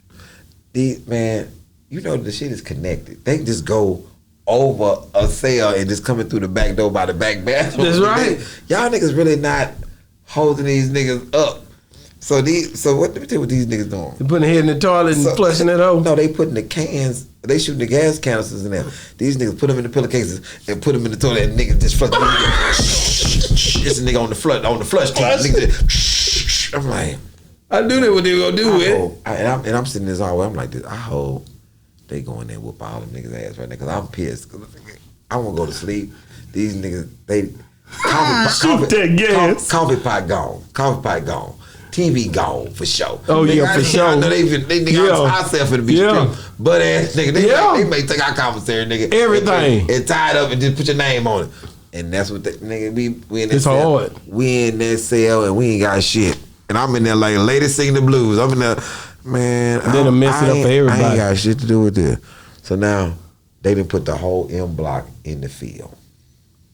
Damn, man, you gotta go to the field. And I'm being down with my block. I'm in them fields and I'm complaining. But you skipping the part. You got to get naked to go to the field. You got to get naked to come back. It's a lot of niggas out there naked. It's horrible. Am complaining the whole time. You work in the field, naked? No, just when you get the process out. Okay, because you want to make sure you ain't got no weapons. You ain't got none. I'm complaining. My niggas talking about, hey, somebody take this house, nigga, back inside. I'm like, nigga, please take me back inside. So I'm out there, right, bro. I probably never say this again in my life. You know they talk about a white savior, the great white hope, and all that shit. I'm in them fields and doing this count. These niggas got us on this count, and these niggas humming and harmonizing. I hate every fucking second of it. And then I see a white man walking through the field, and he walking like he pissed off. And I'm looking, that white man look mad at the motherfucker. And then I noticed it. Nigga, before he even get all the way, nigga, I done stopped working. You know the white man. It's Skurlock. Nigga, I done stopped working. Nigga, Girl, I come out there. Hey, Lieutenant, if you don't get my goddamn secretary out there, he's know who your secretary. I'm like, me? Right here. How we supposed to be out You here? goddamn right, nigga. This is what I work for, nigga. Nigga, Skurlock came out in that field and got me, nigga. I think I handed that nigga my hand. Nigga, take my hand, nigga. Get me out of this shit. Ain't want to deal with that field. Man, I'm back in the nigga. I'm in the AC. I'm back in the front office and then eating all type of shit. Nigga, I come back because I still gotta go back M Block. Yeah, you gotta go to M Block. They're dirty. I'm coming in. I'm like, They hate you. they wait on me with this bullshit.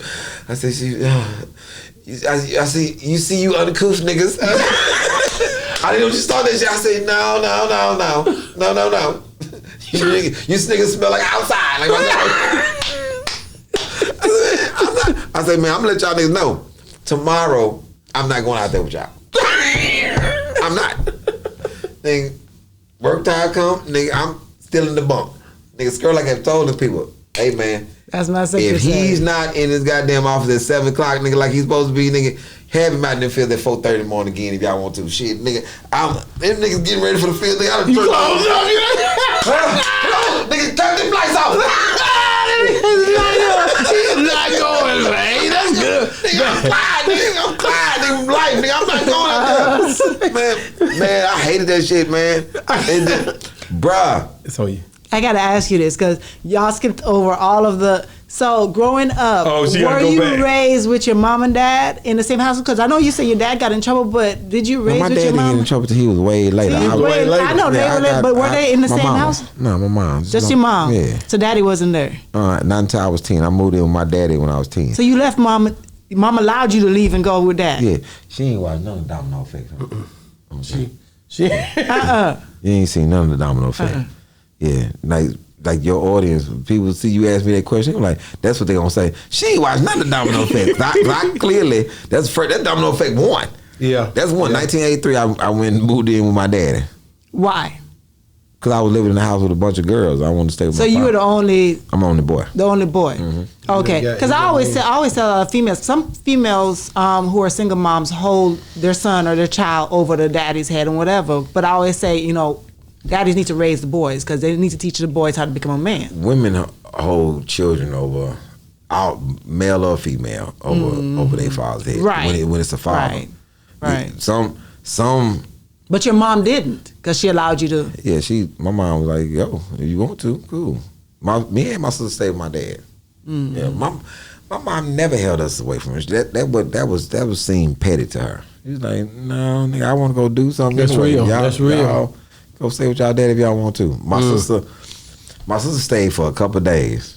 My sister really came to visit.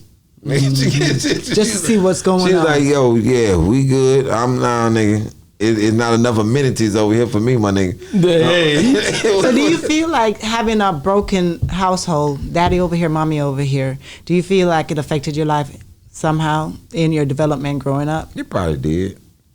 How do you think that affects it? I have no idea because I live with both of them, so I got the benefit of both at times. So I think that is something that affects people when it is allowed to be infectious like that. That's when one of the parents is pushing that infection. Okay. Because I know people who live in different countries than their parents, and they close. You know what I'm saying? So some people go out for work. It's all type of different dynamics of how a family is cultivated and how people feel about their parents. Some people hate their parents because of the other parent hated the other parent. Right. Or like I would never push any ill will on a child on another parent.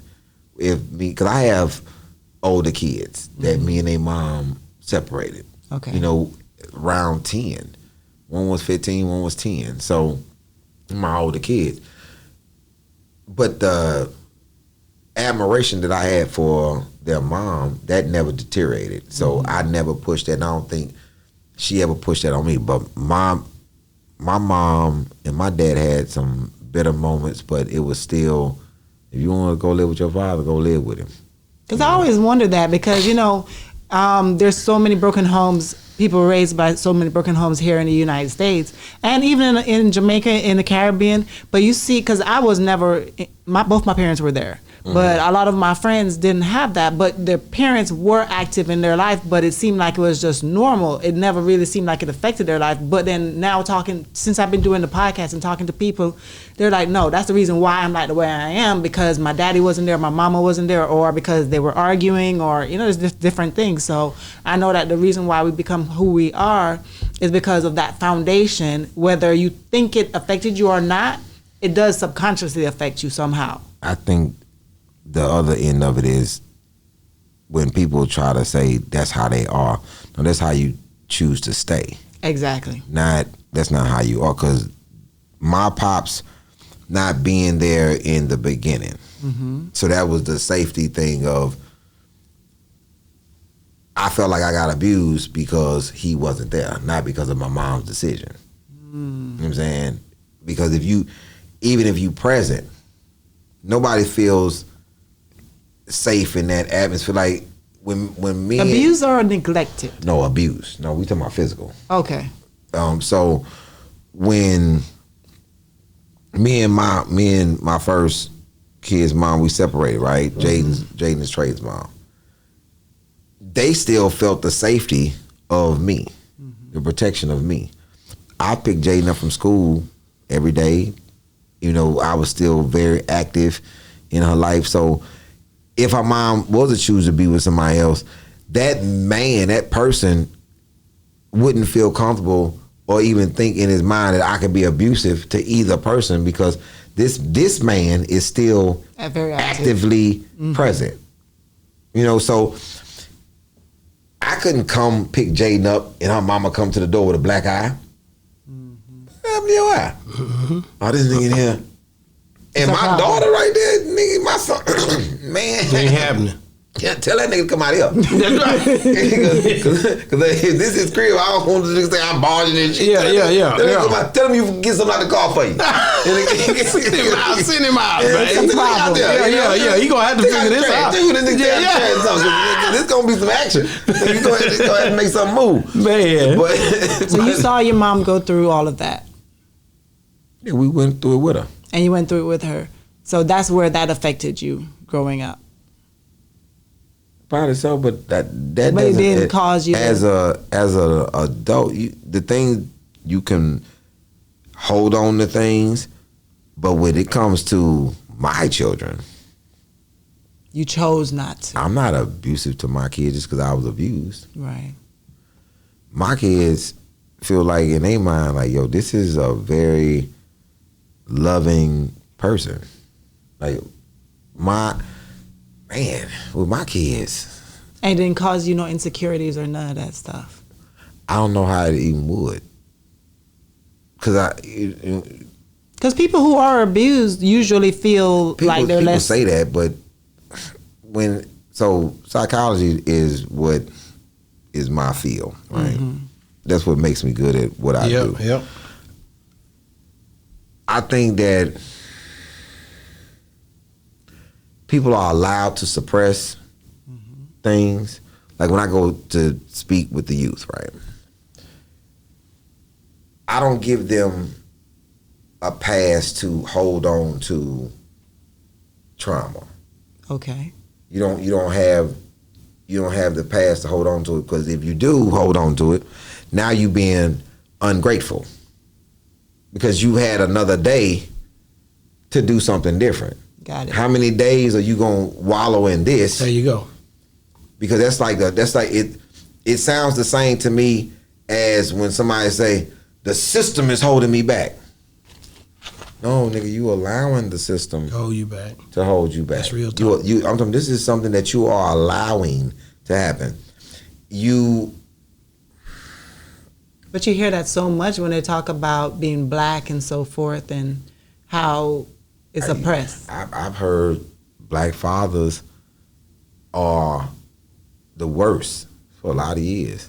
That comes from years when they was on cocaine and heroin. Yeah. It has nothing to do with the generations past that, because the CDC has been saying for the last 10 years that black fathers are the most active amongst any race with their children. That's real. But black women keep saying shit about black fathers and things. But I don't know and crazy is I don't know these black fathers. That's real. I know more. I don't think it's a woman that know more men than I actually know. It's impossible for you to know more men than I know. I don't know this man who you talking about. Yeah. And you I can say the same thing. You got to say the same thing. Some good dads out there. You went past 10 motherfuckers that's good dads to talk about this one goddamn dad. That's right. That's real. So they'll say that Nick Cannon got 13, 12 kids, but you ain't talking about what type of father he is, though. Mm-hmm. Come on, talk about how many kids he got. But they go right to the part of just the amount of kids. Just counting the kids. That's it. You know what I'm saying? Right. That's so real. Just counting the kids, but not talking about what type of father he is. But let's go back to it. Count Joe Jackson kids. Yeah. Talk about what type of father he was. Tell me the ones that was in trouble. That's real. That's real spill. Tell me, King Richard. Tell me the ones that was in trouble. Shit, James Evans had a goddamn bunch of kids. Tell me who was in trouble. That's real. It's the thing. It's like what's associated with, just like with this. You've always heard this. Hollywood TV make black men look awful. I've always heard this. He said, and if you hear it long enough, you start to believe it, but you never think about it. I'm 50. I want to know, growing up, how old are you, brother? I'm 53. Growing up, what show did you grow up with that Hollywood made us look bad? And I'll wait. No. Not growing up. No, the internet that made you look bad because you out there acting a fool before. I'll wait. No, ain't no Hollywood. Anytime we are depicted on screen. Me growing up, I can name the shows. You be telling me that that's Tyler Perry. Now that's different. That's different. That's a new age. That's a new age. But growing up, you didn't see that. I didn't see that. We had. It was nothing but the Jeffersons, fathers, even before Fred Sanford. Before Cosby Show. Fred Sanford, we talking about That's My Mama. That's My Mama. We talk every show I've ever seen growing up, the Jeffersons, all these people had mother and father. And that Lionel had his mother and his father. That's right. Fred Flintstones. You know what I'm saying? Ain't no damn. That's what. There's a mother and father in there. Yeah, but he's black. He's black. He is not black. That nigga's a Rolling Stone. So the effects of things, I think that people have been caught up in this thing where they so busy allowing something to affect them. Mm-hmm. They want to have the effect story just so we can be related. Yeah, I was traumatized too. Yeah, the victim. Everybody want to grab their pearls while you grabbing yours. I was too. And it's like, so damn, we ain't no mental fortitude in our culture. Ain't nobody succumbs. Nobody's has overcome anything. Mm-hmm. My father wasn't present at a point, and then he was present. Right. Then he wasn't present because I didn't need him. I didn't need him anymore, so to speak. But then when I was maybe 40 some years old, I called him. I was going through something. Wow. And I called him. I said, "Yo, man, I need some time with you, bro." My daddy got on a bus. Come on now. My daddy got on a bus from Pinesville, Louisiana, to be there for you. And came to Houston. But did it help? Yeah, because I need to talk to him. That's real. Yeah, I need to rap with him. You know what I'm saying? See, that's old school. Yeah, I need to rap with him. Face to face, no phone calls or nothing. Yeah, face to face. It's my mama couldn't. There's nothing my mama could do. I need your advice. That's real. And he came and said all he could say. And then he was going. But me and my pops was, as adults, me and my pop was tight. That's real. You know what I'm saying? I buried my father. I washed his body. Come on now. I settled all this debt That's real. Long before he passed. Me and my pops we was 100. And it always leads me to these things about when you judge somebody, but you never know what their situation was. Come on now. That's the good stuff right there. Blaming this nigga for not knowing how to be a father, but this nigga ain't had no father. Come on now. That's why you got... This nigga father was abusive, was beating the shit out his mama. My grandmother escaped with my dad, then he had kids later with somebody. But this nigga didn't, like, nigga, I ain't know all that shit. He said, bro, I did the best I could, bro. He said, being 100 with you, man. I knew this. And when I look at it, the things that he actually really knew, I actually really know, because that's what he gave me. He really gave me the things. My mom could only give me what she knew. What she knew. He gave me what he knew. You know what I'm saying? So the other family dynamics, my uncles, my aunts, they added in the other missing ingredients. Come on, gotta make a way, boy. To make me. And then the other things that I didn't have, I ran into people. It's a community. And you have your peers, and you have a lot of people that you learn from. My grandmother and them was still present. So I feel blessed and full when it comes to my family. Like I've lived with all of my family members. That's hard. You know what I'm saying? Like, me and my cousins are so close because we lived in the house together. That's where it was. You know what I'm saying? That's me and where my it aunts was. so close. My aunts know they live. I lived with them. Yeah. You know what I'm saying? So, you know, old school, when you went in the living room, it might be a bed in there. Yeah. That's old school. I'm talking about. You hear me?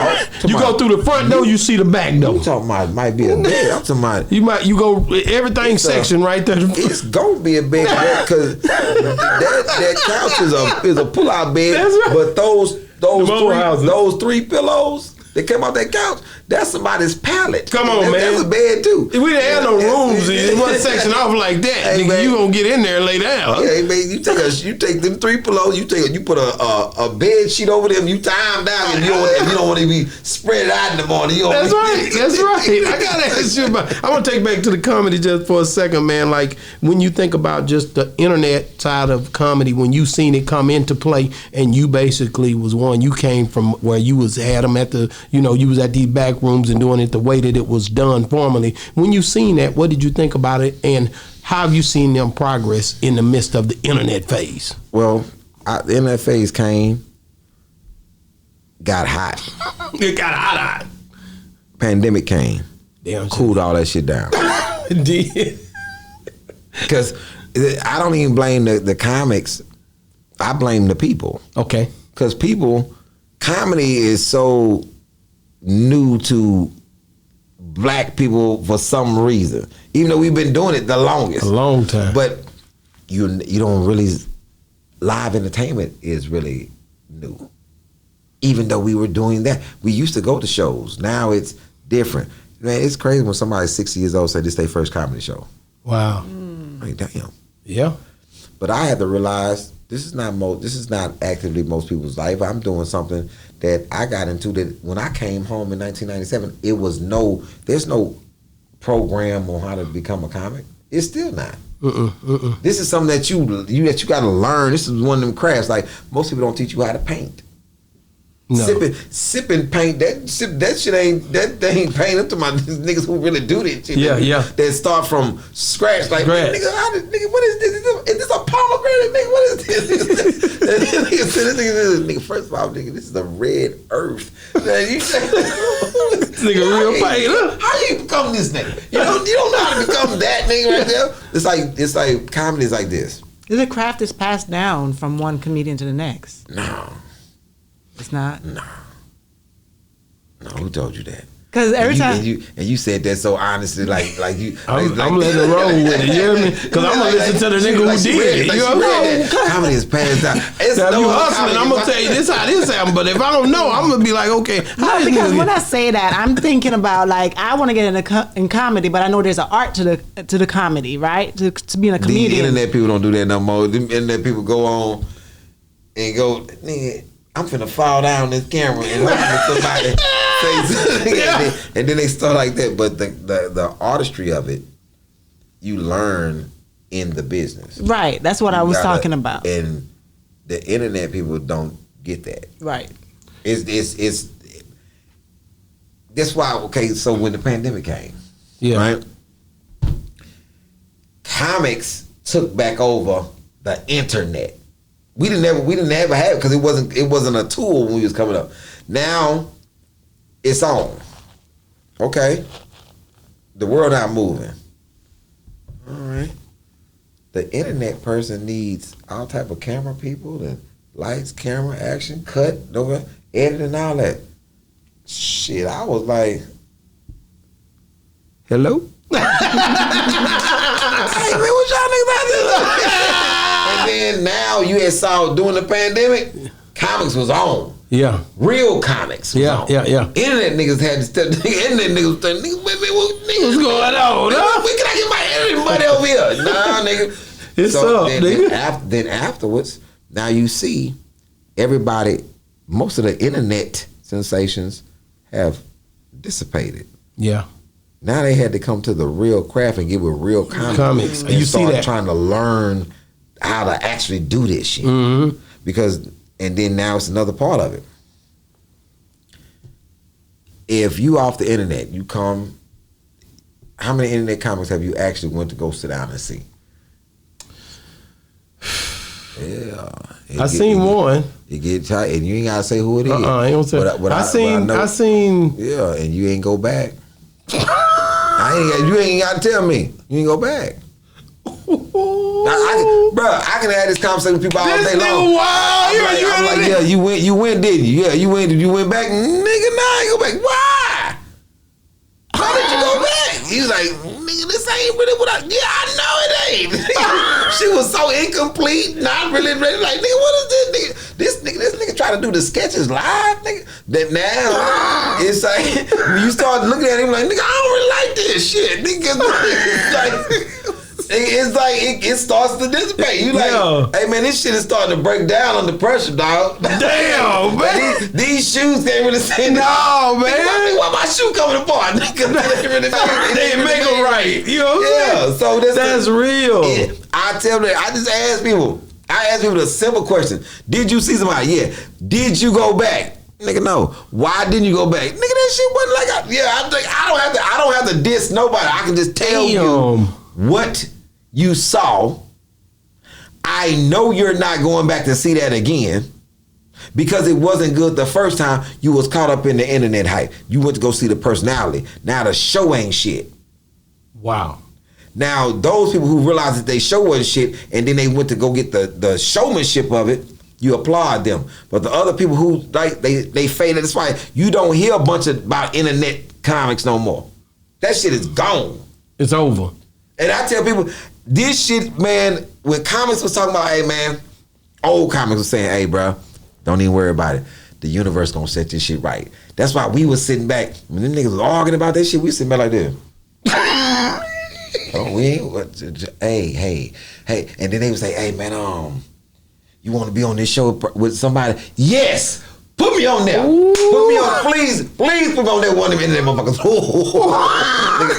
What y'all want me to do? Y'all want me to host? Y'all want nigga, please let me host. Please let me host. Please. Nigga, if y'all let me host, nigga, I ain't coming. I ain't coming. Y'all keep that money, nigga, because y'all want to let me host. Then it's like, and I tell people, my partner, Billy Sorrells, he'll tell anybody, hey man, I set these real comic niggas, I pull all them niggas in. Hey man, listen, calm, everybody calm down. They're gonna start doing shows. And this is when this shit's gonna get real. So you knew this? Oh, man. And then they start booking real comics on shows with internet niggas. Thank you. Wow. Thank you. And people start saying, wait a minute. I know I paid to see this person, but this nigga was the nigga though. Yeah. Wow. Yeah. And then coming to niggas say, hey man, can you stretch? No. Hey man, can you switch position? No. Make them niggas stand on it. Make them eat it. And them arrogant. And the problem with the internet niggas at the time, they was getting arrogant. Nigga, they make some money. We put ass in the building. Okay. Yeah. comedy clubs made a little money off y'all. Was putting y'all on the Wednesdays and the Tuesdays. You selling out the place on Wednesdays and Tuesdays. Then the Nene Leaks was doing the same thing too, man. I used to tell niggas the niggas from the internet are no different than Jake the Snake and the goddamn who else is doing it's some wrestlers that do comedy in they just come on and tell their stories about Yeah. This is niche audiences, man. When real audiences come together with that shit, Alex Thomas told me, he said, he said being funny on the internet, but come and do a whole set. 10-minute funny ain't an hour funny, 45. Remember he said that? He told me that in LA. When hosts and features, like I used to love when features get beside themselves. You went out there, you did 20 good minutes, huh? Okay. 20 good ones. I appreciate it. They gonna forget about you once I get out there. You know I'm gonna be out there for an hour, right? Hour 10, hour 20. My introduction is better than your set. Ooh, that's hard. Because it's a reason. Because when I was a feature, I just did my feature shit. I wasn't trying to upstage the headliner because it's his show. That's real.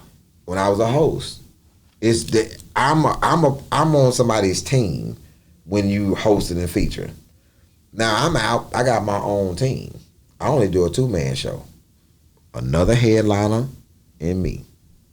The person that opened for me, Marcus D. Wiley, is a headliner. Wow. He's going out doing 25 minutes. You know what I'm saying? But he's a headliner, and people DL I'm grooming him the same way DL groomed me. Yeah. DL like, nigga, let me tell you something. This ain't no goddamn feature. It's the headliner that happens to be featuring for me. That's just how he used to say it all the time. Y'all can go out and think that this man, he say, y'all watching a year and a half, what you see from this man, y'all don't realize he's going out, he doing 45 in front of me. If you think that he's a feature, he's doing 45 to 50 minutes in front of me, almost an hour in front of me, then you don't know anything about the craft. And that's what most people don't know, but I wanted to go back to one thing that you said earlier. We had never been exposed like that to what people knew our business. Yeah. And a lot of people didn't know how to respond to it. They just jumped on the bandwagon on it. I seen that. And then all of this shit that has been said from multiple parties was shit that had been regurgitated for 20 years. And we've been talking about something for 20 years. Just like this. She been knowing about the Juve, I've been knowing about the Juve. You just now found out tonight. So then you'll go look at it. What is the Juve? Yeah. This is what people was doing in the business. Oh, I didn't know they was ever into it. Yeah. But all of this shit has been said for 20 years, 20 plus years. Yeah. And y'all been in the room with each other. You've been in the room with each other. You never said none of that shit in the room with the person. You waited to get your beef out against a man about some shit that you know that wasn't happening. Then you try some erroneous shit, you know what I'm saying? Well, they showed up late and said this. Nah, nigga, the real issue is you tried to show up late so, nigga, that you could go last so we wouldn't hold the show. Yeah. You gonna say that you destroyed a nigga career that got more money than you. That makes no goddamn sense. Somebody just want to hear you talk. How would you know how crazy it is for a nigga that got $80 to say that I got $800 million and you say that you destroyed my career? How so, nigga? I know exactly what you're talking about. That's real. You got $80. I got $800 million. If I'm talking to you about some shit that happened 20 years ago and we have 20 years and we're successful, you think that, nigga, that 20 years ago, that shit that you did, that I did 20 years ago, nigga, has anything to do with my success, my consistent success for 30 years, you're fucking losing your mind. Wow. That's real. You wanted to go on and air all these grievances in a room from a safe space when Def Jam 25 had just happened, you was in the motherfucking room with everybody that you was talking about. But then niggas still say, you saw about all of this shit, why you don't want to address the nigga that want to stomp your motherfucking face in? Why you're talking all of this other reckless bullshit? It's a nigga in these streets I know. that want all the smoke with you, nigga. But you keep running from that, but you saying everything else. What you're doing is this. You're chopping at niggas that's more successful than you to try to make yourself look like you on the same level. And ignorant niggas bought that shit. Yeah. Yeah. And comics was sitting back like, what? Like, nigga, what? Like what is going on, nigga, to where? But it wasn't even comics. It was the audience they want something so salacious from a nigga that you're willing to say shit about niggas that you have never said nothing about before because you want something to say and you think that this nigga saying it makes it the gospel. But everybody else saying, yo, man, this nigga must got something coming out that he trying to sell. This nigga must got something out he trying to sell. And the audience wasn't smart enough to say, this nigga trying to sell something. And then what you tried to sell comes out and the shit was trash. It was trash. So then you done shut your ass up now. Go do something else. But the niggas who you talked about still in motion. Real motion, serious motion. Because you got $80, I got 800 million, nigga. You say what? It wasn't spoken back on. Hey, didn't speak back on it for months. All of a sudden I heard it spoke back on it. Then the coward shit. Then this is the thing that when you really look at it, it's like a nigga like me analyze shit down to the T. Then the coward shit. Bro, I've been in the industry a long time. Ain't nobody ever and wouldn't dare say no disrespectful shit to me. Nigga might act like he don't know you. No, it ain't never in 20 years. In 27 years, I've never been in one executive room where executive decided he gonna get out of turn with me. Yeah. Not ever. So now, it was a whole movement, the Me Too movement, right? It was a whole movement, right? Yeah. Right. So if something happened to me during the Me Too movement, would I have been brave enough to stand with the women during the Me Too movement and come out and say, well, that motherfucker did that, tried to do that bullshit to me too. I'm standing in solidarity with the women. But you wait till after the nigga is locked up and convicted and all that and say, well, Harvey Weinstein has to suck my too. Oh, wow. You wasn't brave enough to say it when the shit was happening? Right. That's real. See, this is the game and the selection, and I'm saying that because of this. It got nothing to do with the person. Got something to do with the community wanting to hear bad shit about niggas. Wow. And that's what you wanted to run with. And you tried to make all comedy that shit. Joke stealing. Now, what's crazy is this. Even with that, Joke stealing. with that, it was amazing to me. It was amazing to me to sit back and first, because I'm an insider looking back like, wow. Knowing Comic View, being on Comic View 3 times, you know you can't go on Comic View with the same material. Set. That's right. That's right. If you did, that means they was trying to help you out. Why would you go on there with the same material? If this is different. Why would you? Because at this time, your name is not the name that you're under now. Your name is a different name. That's real. So now, Cedric is the host. Yeah. But at a different time. Cedric wasn't a consistent host at that time. It was multiple hosts at the time. Now, one thing is about, if I played with the sound off, nigga, are you trying to say that I'm sending your body language? Because one thing is this, it's only one way to say that you're driving something. Only one way to do it, right? I said this on Big Boy Show. So one thing is about a car being raggedy. Mm-hmm.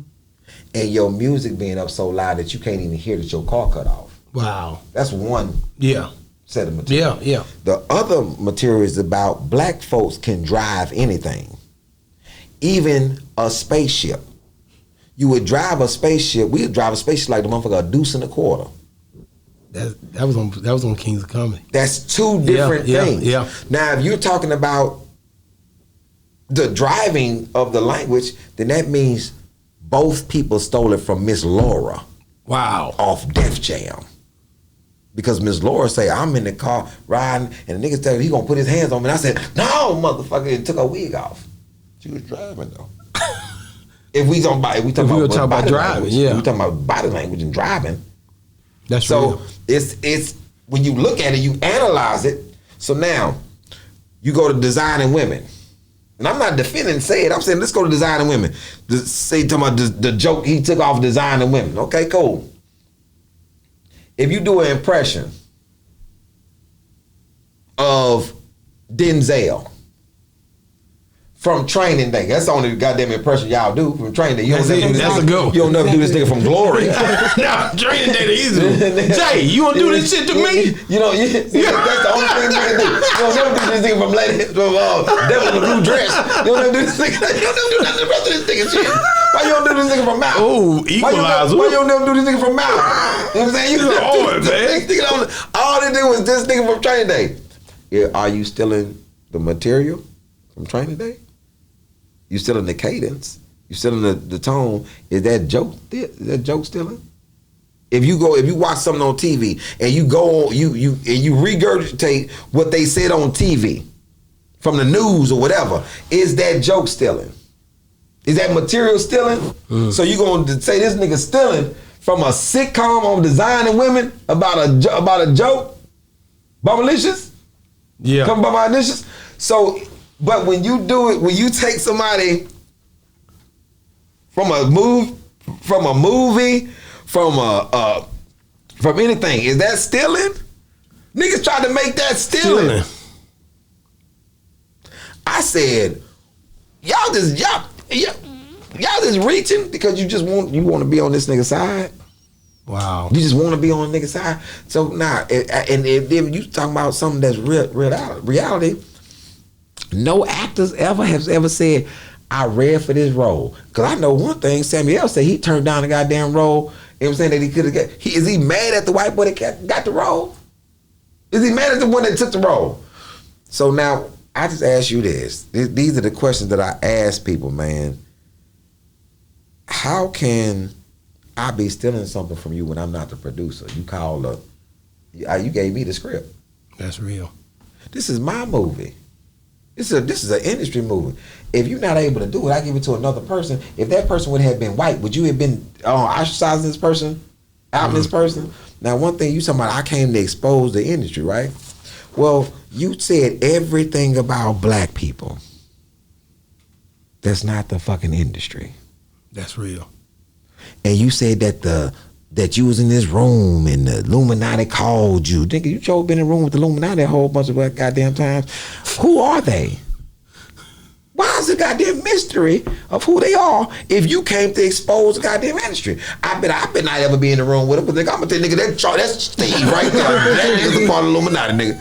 Charles and Steve and Carnival, nigga, all these. You see these niggas right there? Boss talk. They in there. Boss talk. Let's go this way. You the internet is the goddamn Illuminati. Nigga, you, hey, bro. I think I've been in them. He telling on him that nigga right there. That's what nigga is. Like what? I was in the nigga. This one of the niggas that called me. Look, I'm like this nigga. That's him. That nigga come through. Nigga, get your dick stuck in a white bitch. Nigga, like Illuminati shit. Nigga, I'm trying to tell you.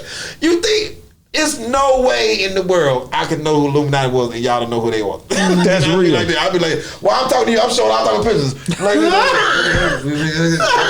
I gotta talk to you. We gotta give him up. Nigga, you just computed who it is. You said it to him. Nigga, this nigga, that's him right there. Nigga, John Travolta. I can't hold it. Can't hold it. Man, bruh, I was in the club one night with a porn star that didn't nobody else know but me. I was like, nigga, that's her. That's her. Nigga, go tell somebody. That's her right there. Nigga, I'm telling you. I'm like, bruh, it's no, bruh. Do you understand? No, I get it, man. I'm doing Everybody knew by the time you get Just look on my phone. Just look on my phone. That's them. That's the Illuminati. The Illuminati, nigga, I've been there like this. I mean, while I'm at the Illuminati, I'm taking pictures. Boss talk. They hear him. You ain't gonna believe it. They hear him. This nigga right here. Is it one of them? He got the shirt on and everything, nigga. I got it. I'm not gonna. Why wasn't any of them exposed? Yeah. That's real. That's real. That's real. When you think about it, you got like, I seen interviews where one came to this city, say they didn't know who you was. You can't come to Houston and I know who Ali Siddiq is. You know what I'm saying? I let people. I mean, you basically is one of these guys who you can't take your celebrity away with all the work you've done. I just told you about when I seen you. You understand what I'm saying? So when I'm seeing it, I'm like, man, this got to be something personal. You know what I'm saying? Man, it was what's crazy is it's not even a thing with me.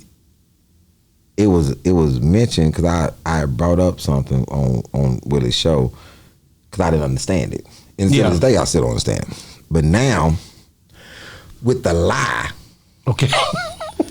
Now with the lie, it turns into something else. Yeah. Because see, the thing is, I'm not one of them people. Emmett Till happened because of a lie. That's real. So I'm not gonna let you skate with that. That's real. Like, I'm not gonna let you skate with that. And people have told, and people have said, and there's other things that have been said since then, and there's other conversations that have been having that it's been known, and it's very known at this point. Hey, my guy, you turned it into something different when you lied on him. Wow.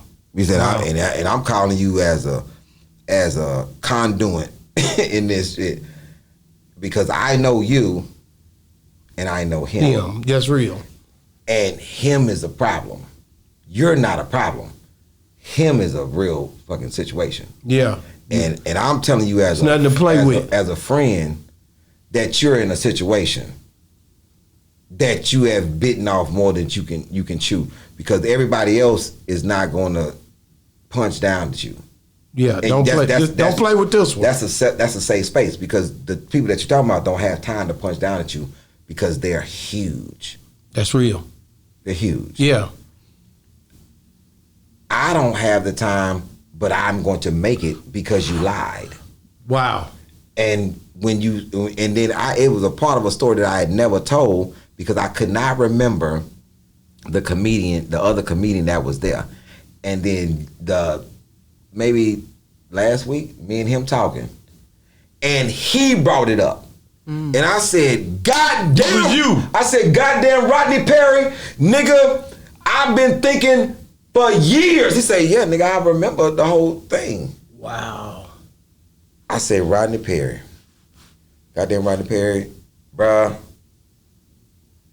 Nigga, I said I never said this story, dog, because I couldn't remember the person's name. That was there. And you know, I tell shit in detail. I said, nigga, you about to make me tear up, nigga, because it fucking was you. I kept trying to remember. The show was Katt in the fucking Hat, Rodney Perry. I brought both niggas down. But you showed up, but you didn't perform. But the nigga said, no, this was that show that what we talking about on that was 13 years prior. Okay, I got you. When the nigga said, I don't care what he say, the nigga never met me. I'm like, in that part, like, what the fuck are you talking about, nigga? I booked you when you didn't have no fucking teeth in your mouth, nigga, and your name was Katt in the fucking Hat. You was staying in LA in a goddamn hotel room with your son, nigga. You faxed me your fucking headshot. Sharon Baldwin, nigga, got the fucking fax and came into my office and said, what is wrong with this nigga? And the other person on the show was Rodney fucking Perry. And you couldn't remember that. I could not remember who it was on that show. Rodney brought it up the other day. I said, Rodney, bruh, you done finally triggered my memory on who that was because this wasn't like it was one incident. Yeah. And then for the nigga to say what he said, that mean, bro, that I've crossed all integrity lines. That mean I lied on Walter D. I lied on Funky Larry Jones. I lied on Bebe. I lied on DJ Love. I lied on the niggas in Shreveport at the Strand. I'm lying on the whole motherfucking city. I lied to my homeboy Raphael. Nigga, I lied to my nigga Ghetto. Nigga, my best friend was there DJing. I went and lied to 20 people, nigga, about this motherfucking incident that was there. I'm just lying on you, nigga. What the fuck is wrong with you, little bitch ass nigga? Bruh, it surpasses me with this shit, and then you go on and say all this shit on Shay Shay, which was whatever. But like I tell niggas, I'm so above that shit, but the lie bothered me. It messed with you because you couldn't remember who was with you and you couldn't tell the details. It bothered me that the nigga would sit there and lie because of ego when you don't have to do that. Hey man, just say whatever. And then Ashima Franklin came out and said, Ali was there for 2 days. He was on the show. Wow. He was on the show. Like, what the f*** are you talking about, nigga? He was on the show. Why would this nigga show up somewhere just to rant? Nigga, I'm not a nigga that you gotta check in with. I don't do that shit. So why would I show up to just be on your show, nigga, when I got all my own shit going on? Yeah. You try to make me seem small right now, nigga, when I was already on 100-city tour, a theater tour. When you talking about oh, this nigga doing 300, I'm doing 3,000 in your city, nigga. I'll do that in my own city. What the f*** are you talking about? Killing the game. So I was confused by the whole shit, and I told niggas, well, don't make this. I don't want the shit to be about me. Then comics start taking sides. Of course, they gonna do that. They love audience you. People start taking sides. Niggas who is this nigga? This nigga needs some clout. Why would I need some clout from what? Like y'all niggas just saying random shit. Yeah. About a nigga that you don't know that. And then this one nigga said something about me on the internet in defense, and I was like, in defense of the other person, this nigga, he trying to da-da-da. But then I know this nigga was some type of whole type nigga. This nigga said, well, this nigga run up on me, I'm gonna call the police. I'm saying, well, nigga, you already told me what you was gonna do, nigga. Why would I run up on you, nigga? Hey, I'm gonna call the police, but nigga, it's ways around all of that. For sure. Nigga, you gotta understand, I was a good street nigga. Yeah. No, when I say a good street nigga, I was like, no, you realize what's gonna happen. You already prepared, right? Like, nigga, you say you was doing your work, you doing your business, something happened. You gotta pay somebody back. Mm-hmm. This is my partner. I ain't gonna let my partner get fucked off. Nigga, pay them niggas back. Nigga, hit me back when you can. That's real.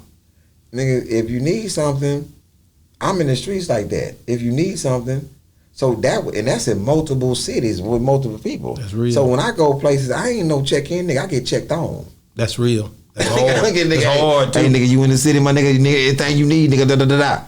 Because it's the same extended courtesy here. Yeah. And if I have to extend my hand to somewhere else, nigga, I can call somewhere else and put some niggas on you and nigga have a good time while you there. Have a good time. And ain't nothing gonna happen to you. Cause some niggas done gave me their word. And nigga, I done zailed these nigga. Hey man, make sure my nigga straight while you out there. Because I was a good nigga, even being locked up. Yeah. Wow, it's niggas, bruh.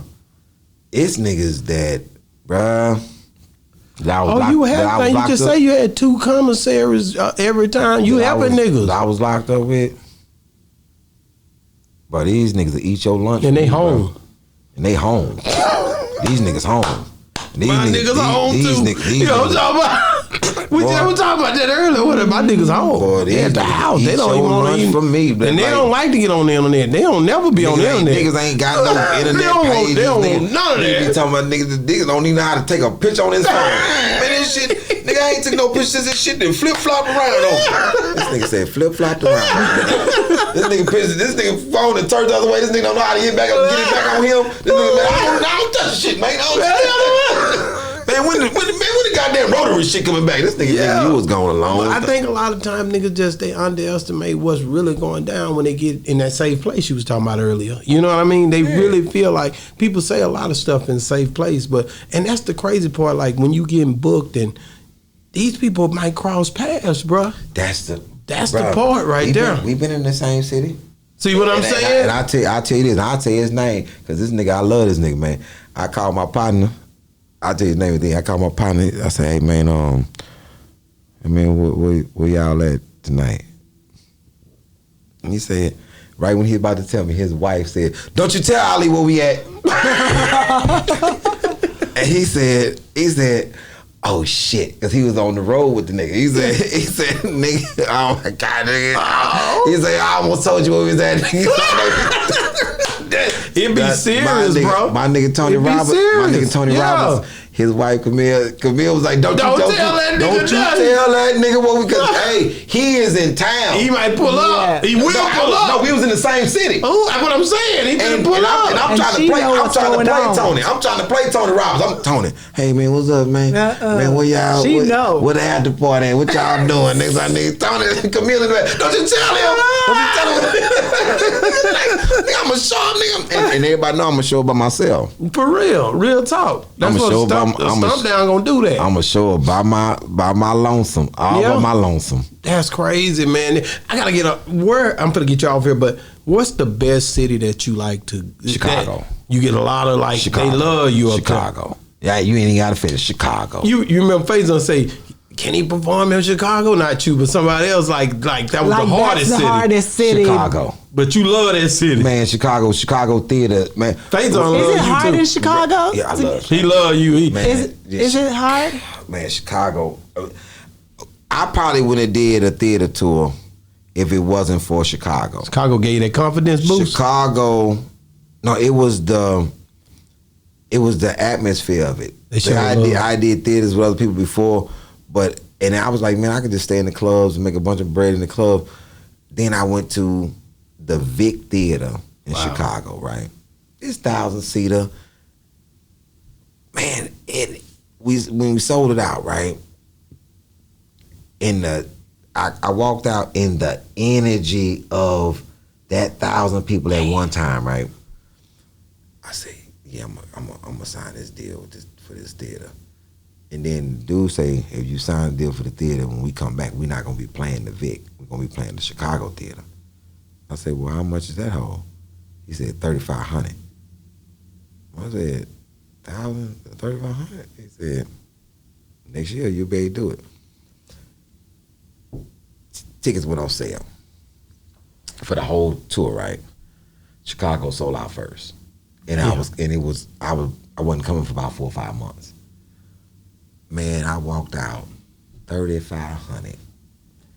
I said, yeah, this shit is crazy.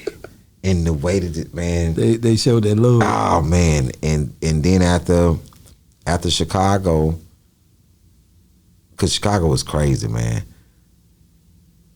DC love, show that love. Then DC, but if I had to put somebody on the top that popped out of nowhere, because it used to be DC been around for a while. Chicago just came on. DC. Just came on. Atlanta been chopping at it for a minute. North Carolina been like, yo, we love this motherfucker. Florida, Ohio. I play a lot of places in Ohio, like 5 times. But bro, your comedy is something you do different. Out of the country too. Yeah, London. That's the way you get down and you get with the same bro. sort of love. Yeah. Oh yeah, he a bad boy because Man. it's different. Your comedy is different, bro. Brazil, London, Belize, all over. It's been great. Japan, Tokyo, Amsterdam, the Caribbean, all that's been great. I think you know everything in the Caribbean. Then let me tell you right now, who at the top of the goddamn totem pole for the last 3 years, bruh, and this shit is insane. It makes it better here. Yeah. Makes it better here. Why? Who? Because Dallas don't fuck around, bro. Dallas. D-Town ain't fucking around, bro. They show you that mad look. Ooh, Dallas, it's down there like I'm from there, bro. Dallas, bro, the first time, man, Dallas. You cultivated that though. You never left Dallas out. You always come show love. Man, so what's the biggest venue you've done in Dallas? Man. Shit, the Majestic. He about to come to Majestic again. It finna go crazy. How many people that fit? But it's 5,200 tickets sold over the weekend. Yeah. Yeah, so Dallas is, and I love Majestic. But Dallas, even if not the venue, it's the amount of people. We sold out 10 shows at Addison. Yeah. Yeah, so the year before that, they had sold out 7.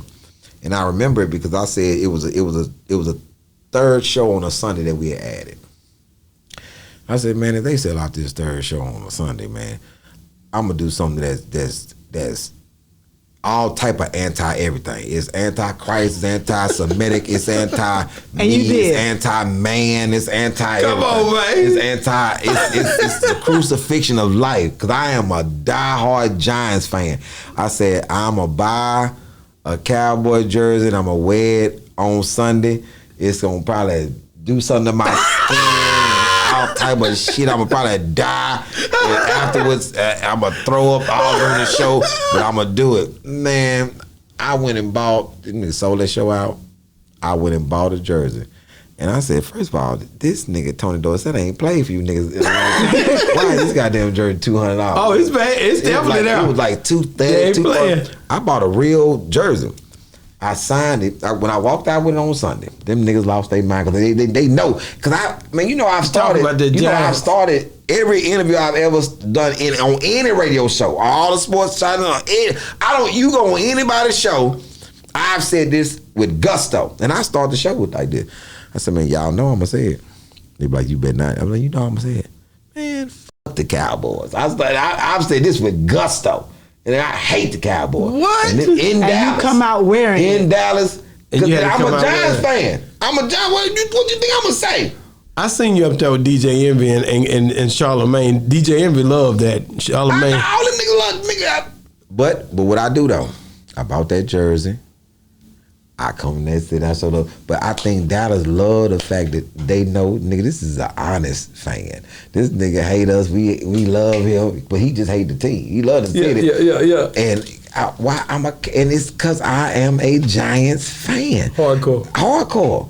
Man, I do everything for them Giants. But man, if we lose to y'all, nigga, I lost. You know what I'm saying? But when y'all lose to us, nigga, it's all type of, y'all ain't have your coach, the weather wasn't right, nigga poison, nigga poison the kick, nigga, all type of shit y'all come up with.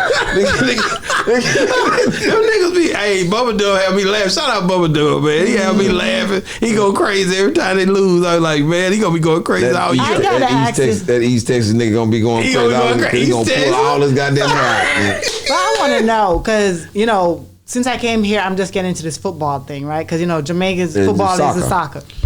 Why is the Cowboys known as the America's team? It is what it is. Because they was the team that was on TV the most.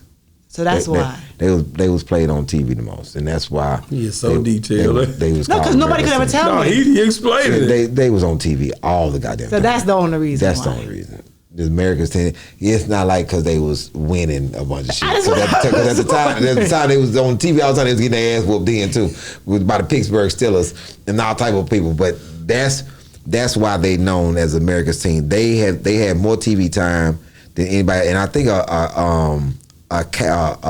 a caster said it first, and it just stuck. It's the Cowboys, America's team. But the Cowboys is also a symbol of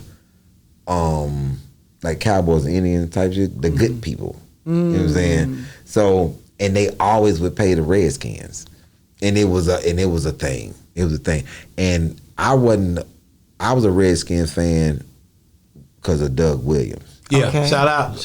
Yeah, that Grambling. Y'all know Grambling, that's right. Grambling. That's right. Man, then they doing bad too. They don't never. And he broke all the records in the Super Bowl. They don't never really talk about Doug. I love Doug. They're not gonna talk about Doug. He stay in Tampa.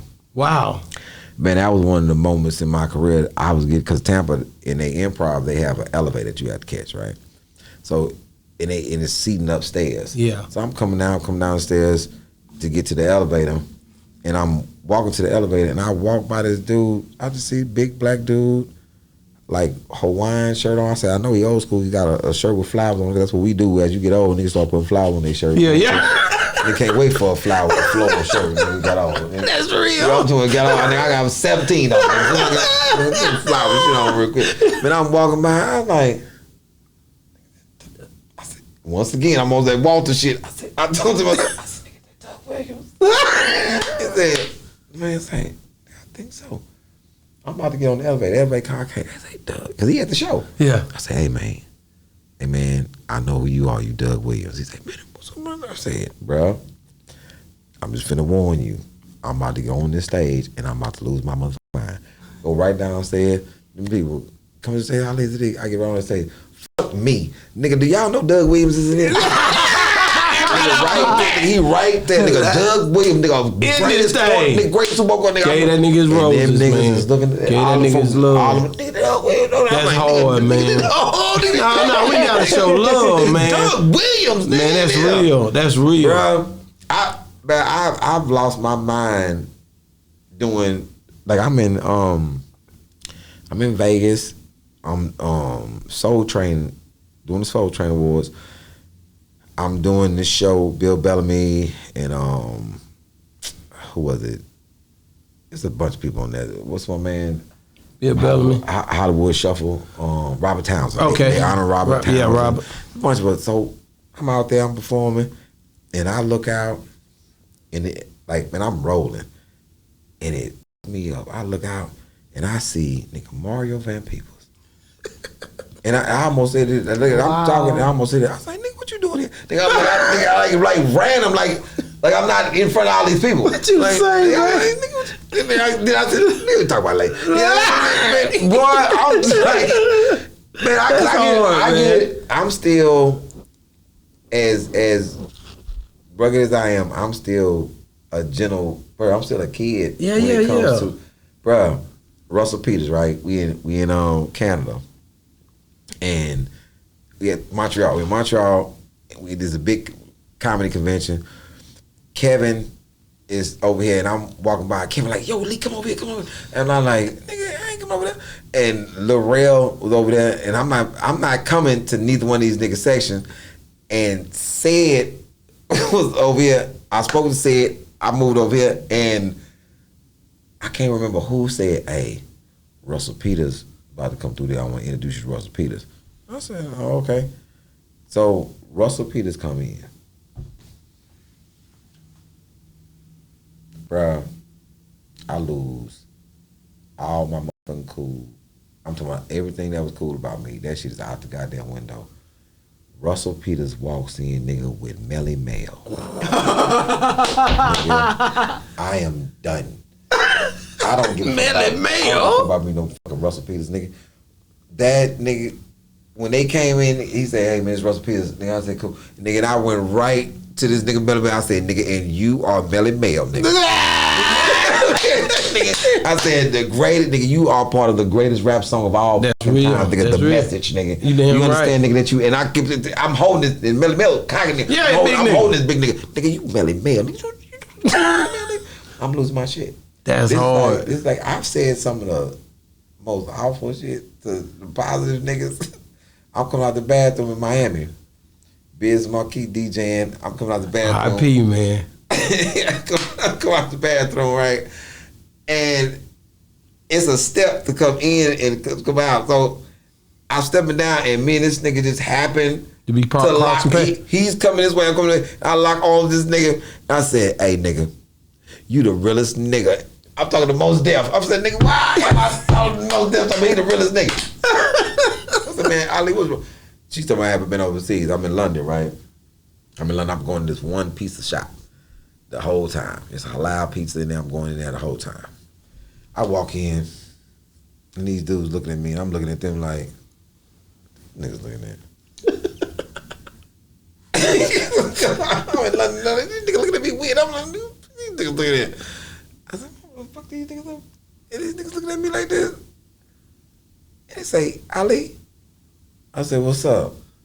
He said, nigga, this is De La Soul. I'm like, nigga, what's up, nigga? He said, nigga, nah, such a thing, nigga. He would have came over. I'm like, oh, shit. That's like, hard. but I'm like, man, I used to run a record pool. So I've been in the industry for You've a been long watching them artists for show, but you don't know it. You don't think you're going to meet these people back when you're doing that, you know? Bro, greatest, you talking about greatest phone call? Greatest phone call all time. Scarface called me, Brad. Yeah, Brad Jordan. Brad called. Hey, man, this is right after the Grammys, right? He called. I said, what's up? He said, hey, man, meth want to holler at you. Oh, that's hard. I said, hey, bro, don't call my goddamn phone, nigga, talking about no drugs, nigga. You know, I'm a real drug dealer. Not like you rap niggas. I was really in the streets, nigga. Nigga Fed still got my motherfucking phone tapped. Come on, nigga, method man, nigga. I said, come on with that bullshit. Nigga said, hold on. Nigga, merge that nigga in. This nigga Matt say, bro, I just watched your stand up, man. It's the best shit I ever seen in my life. I said, God, that's hard. I done put the phone down, nigga. I just got the phone, speakerphone. I said, nigga, that ain't him. I'm listening to this nigga voice, trying to listen to the radio at the same time. So that nigga hard, man. That's a hard nigga. Man, that nigga hard. That nigga rap, bro. Gave me his number. Now I'm gonna show you something that I got the other day on Instagram. And bro, that's hard, and this bro. shit that It's iconic, bro. That I don't really be into this shit, but then when something happened out of nowhere, I was like, nigga, no. I'm gonna just show it to you. Nigga, this is a move. I know, unprovoked. That's what that nigga text me. I just went in my thing, and I said, at first I know who that is?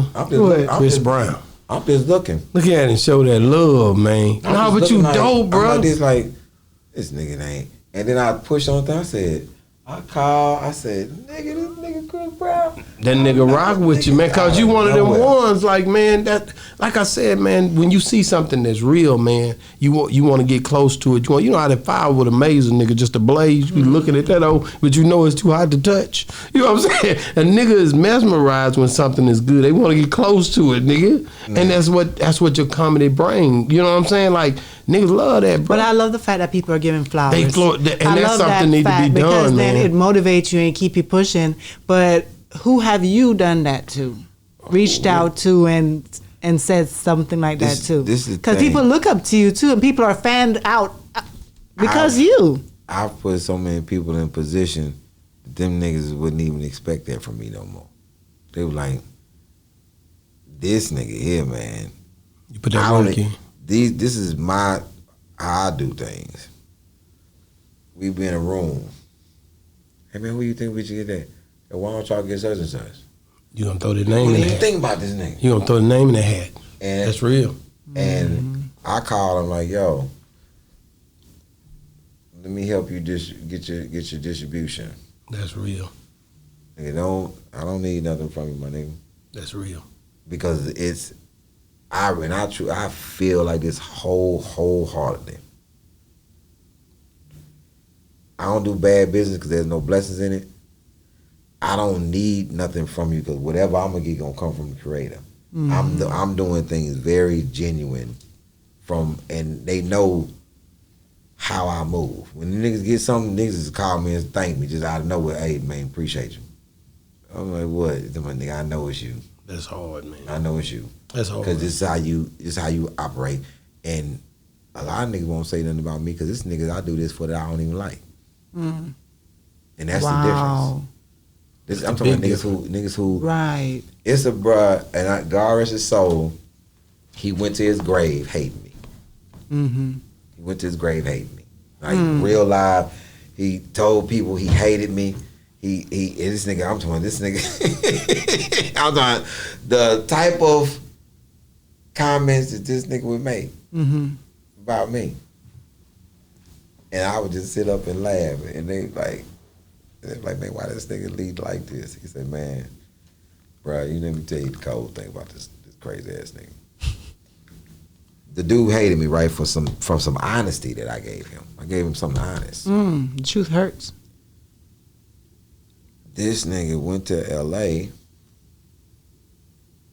get stuck. Wow. Get stuck. He out there for whatever time nigga get stuck, ain't got no nothing. They calling around comics in Houston to get people to donate to get him back, help him out. The phone call got to me. I say, how much y'all got? No, just how much you got. How much it costs to get it back? Yeah. I'm gonna give you this money to get him back. and then everything y'all got, I already get that to him too. Cause when he get back, he gonna need something. Wow. He gonna need some bread. Under one stipulation: if you ever tell this man that I helped him, dog, I'm gonna do something to you. Don't you ever tell him I gave him nothing. Wow. He never told him. The nigga got back, still talking shit about me, hated me, all that. And I would laugh, I would just like, this nigga crazy. Nigga, I would laugh. Wow. And other people around knew. They was like, man, this nigga talking crazy about the nigga who Helped him when he needed it most. when he needed the most help. Most. Yeah. And I think that's And that's what takes me back to the other position. Yeah. You was in a hotel, my nigga. yeah.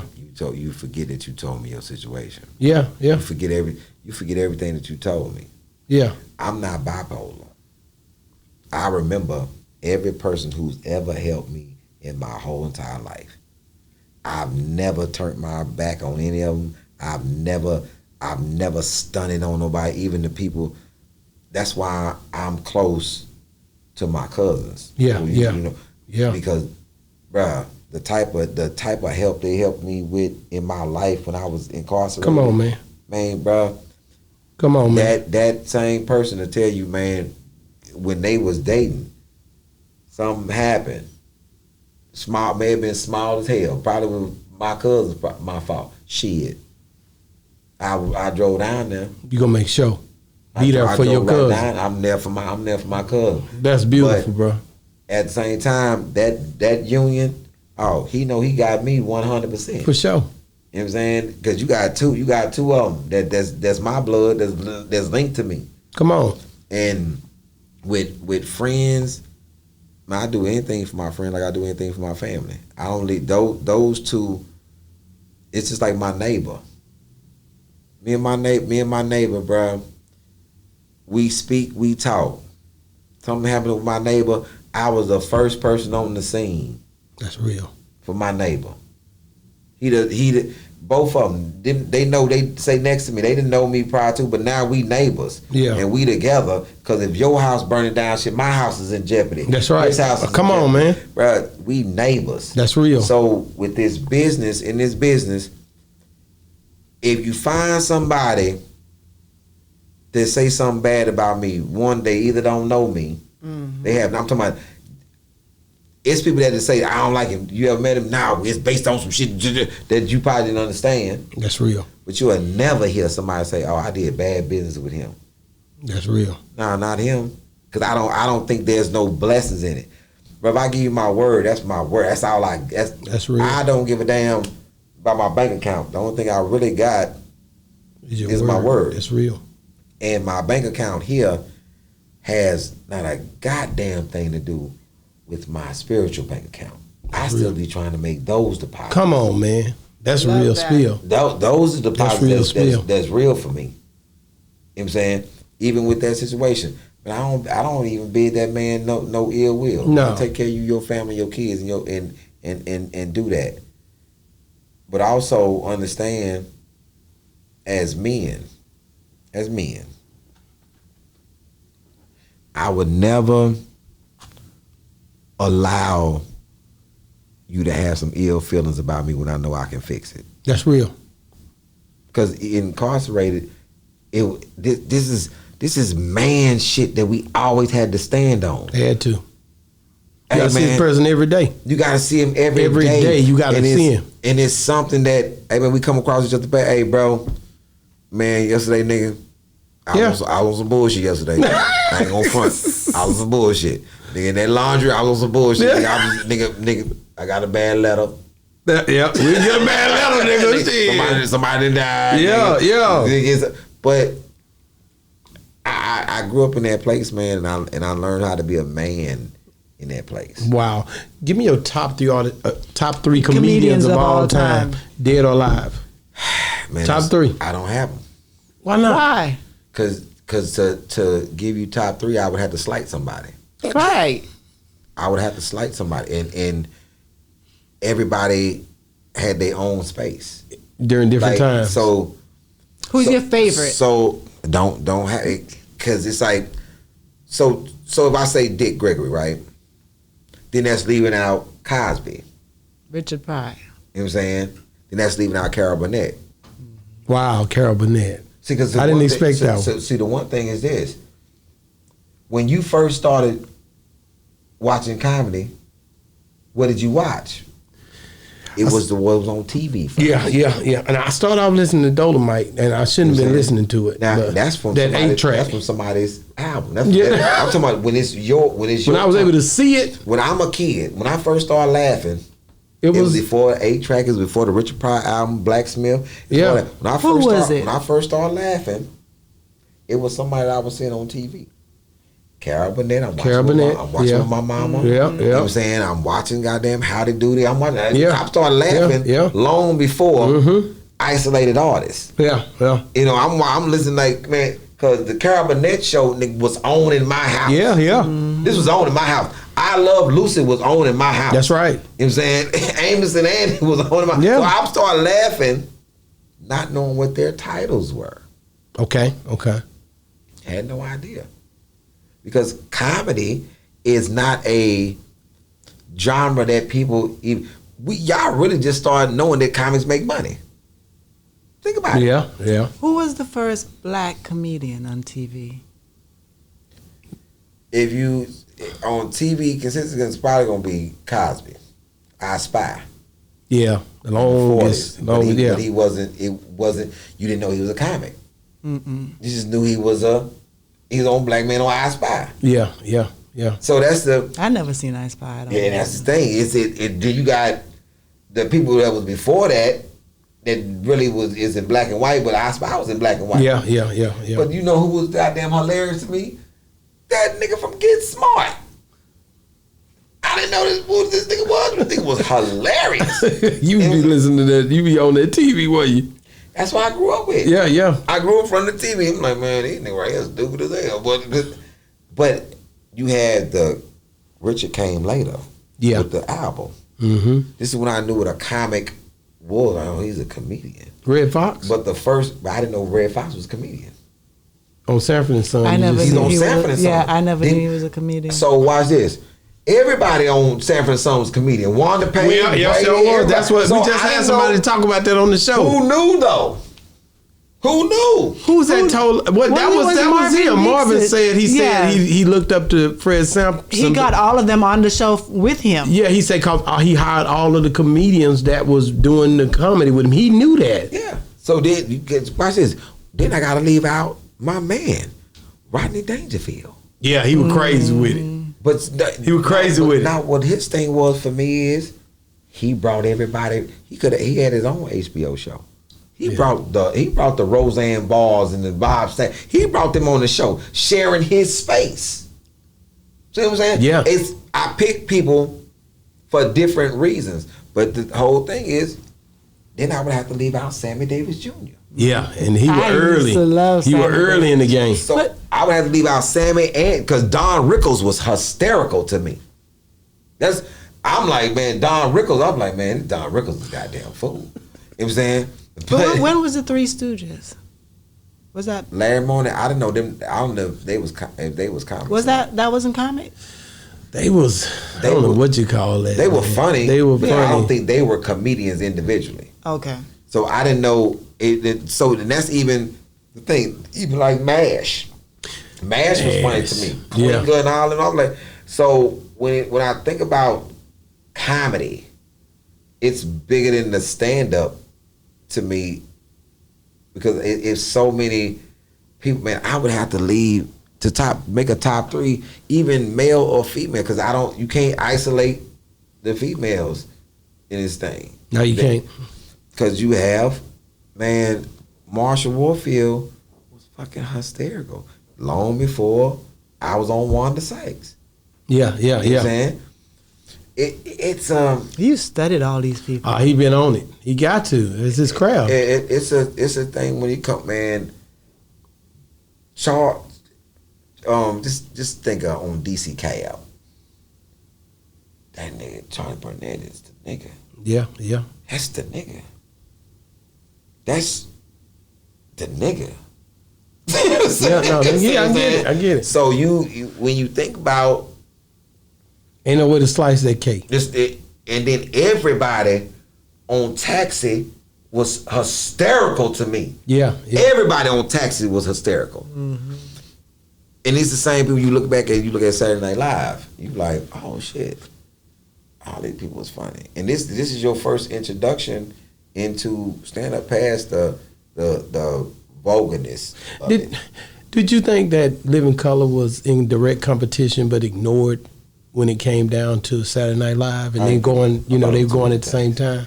Thought of two different things. Two different, because I felt the different when I would watch Living Color. I knew I was watching something different and new to me. It seemed new. It seemed like a. I didn't even compare it to Saturday Night. I didn't even. You didn't compare it. But what's crazy is, back then we never compared anything to anything. No, we didn't. We did. We just enjoyed what we enjoyed. What we enjoyed. And then we didn't have I had to have. Yeah. I didn't have to have no Jordans. Because I didn't have to have no Jordans because Flights was out. No. Lottos, capers, it's all type of shoe. It's no shoe I had to have. You never grew up standing no damn line for no shoe. You know what I'm saying? Just Pro wings. Yeah. So when, you know what I'm saying? Yeah, just like this. This is how we knew that we didn't compare one thing to another. Who had the best verse on the symphony? You never even thought about it. It wasn't nothing to think about. It wasn't a thing. This was a dope song. Do do do do do. I know everybody you think all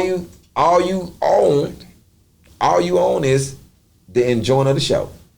That's it. Yeah. It's boss talk better than this and that. It wasn't that. Why we can't enjoy all of it? And that's the thing. I just want to enjoy all of it. And I think that's one of the big things to be able to enjoy. Did you think light skinned chicks was better than brown skinned chicks and dark skinned? You just wanted a girl. Back when it first started, you didn't care, nigga. Nigga, you didn't care. No, this became a thing afterwards, man, because so many people. How much influence did the internet have on these comparisons, or was it just what made that start? You think? I think because it came in as a phase. Man, you know what's crazy? I had never heard this ever in life. I had never heard a top 5, a top 3, a top nothing until the movie Top 5 came out. Never heard of it. So now everybody wants to know a top something. Who you top this. And SportsCenter has something to do with it too. Top 10 plays. Yeah. It's all this comparison. I never thought that MCs has always said they was the best in every rap. Yeah, every MC said they the best. Was that what started it though? No, what's crazy? That what started. Even in groups, niggas who in the same group saying that they the best MC. Ron would say he the nigga. I'm the nigga of all time. Of all time, but then still big up LL. LL was a beast, man. But man, but we still never compared. I never said, man, Kane is better than LL. I never said that. I just said, nigga, that Kane crazy, nigga.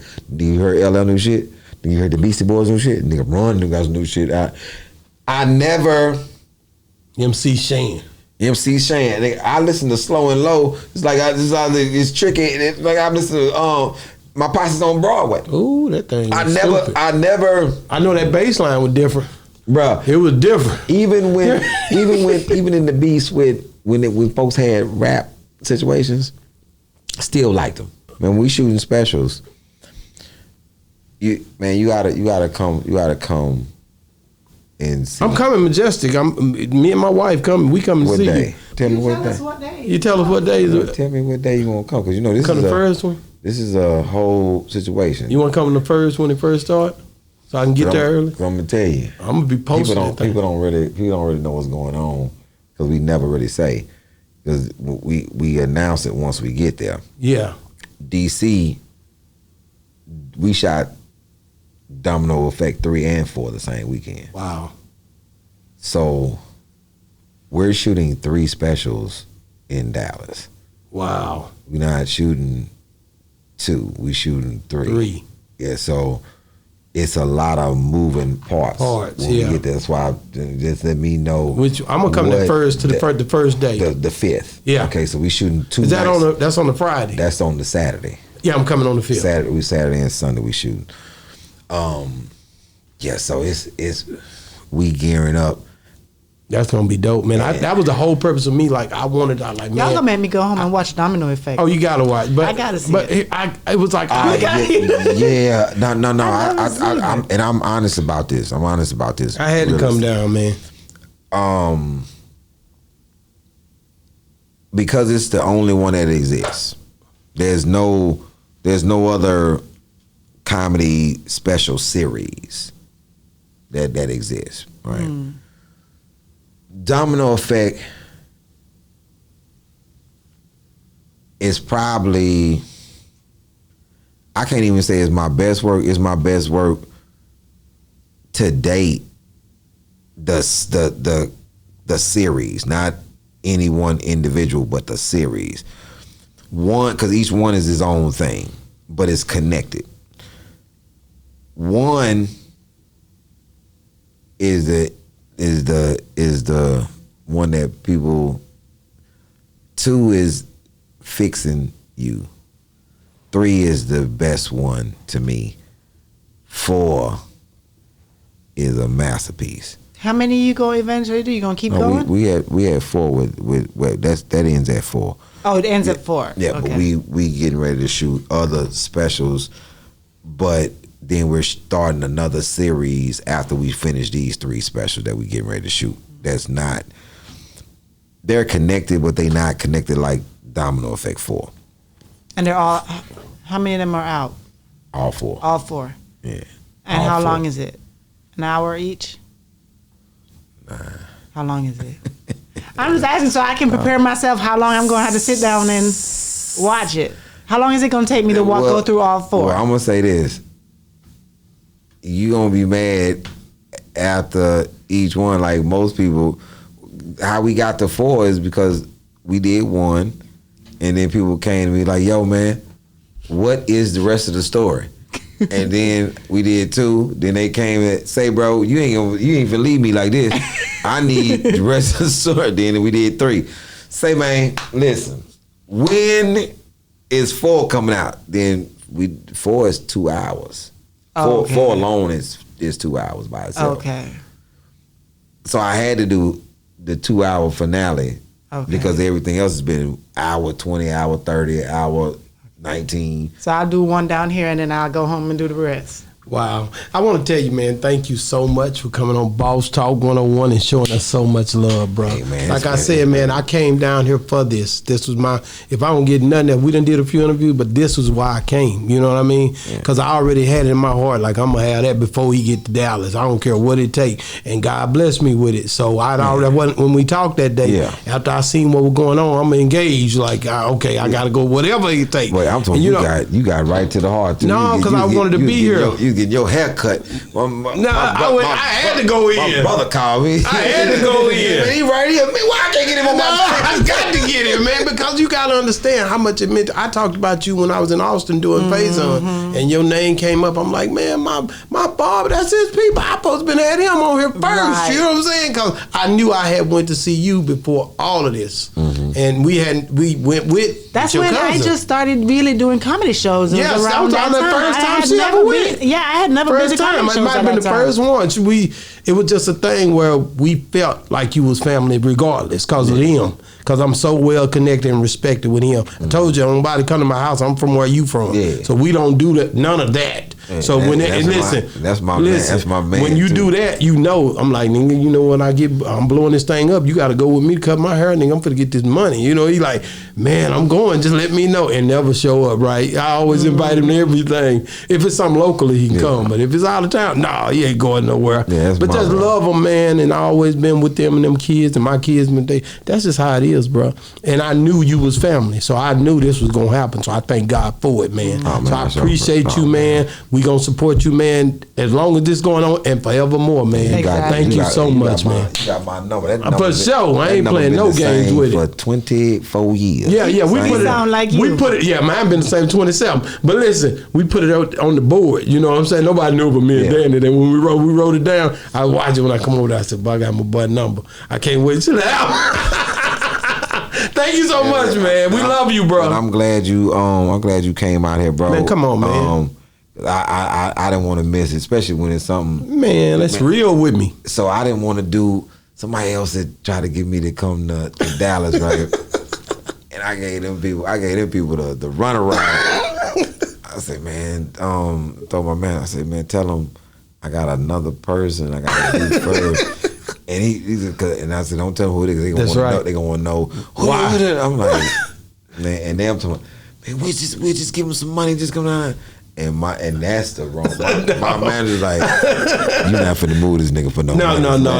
You know what I'm just saying? Like, it's got to be real. It's certain things I do cause it's He's very real. You know, I'm very. I don't care about nothing else. I gotta feel it. Man. If I feel it, I'm doing it, and I know God gonna be with me when I do it. That's all that matter, bro. You know what I'm saying? Man, people ask all the time, hey man, when you gonna do this? I said, man, that's in the creator's time. And then, okay. Man, thank you so much, man. But we run out of everything. But you got to you got to make sure you tell everybody about the Majestic. We got to say it one more time. Majestic, Dallas is already going crazy, man. October the 5th and October the 6th, man. Grab y'all some tickets if they're all available, and I don't think they are. But Man, it's been another great segment of Boss Talk 101. What a boss is talk.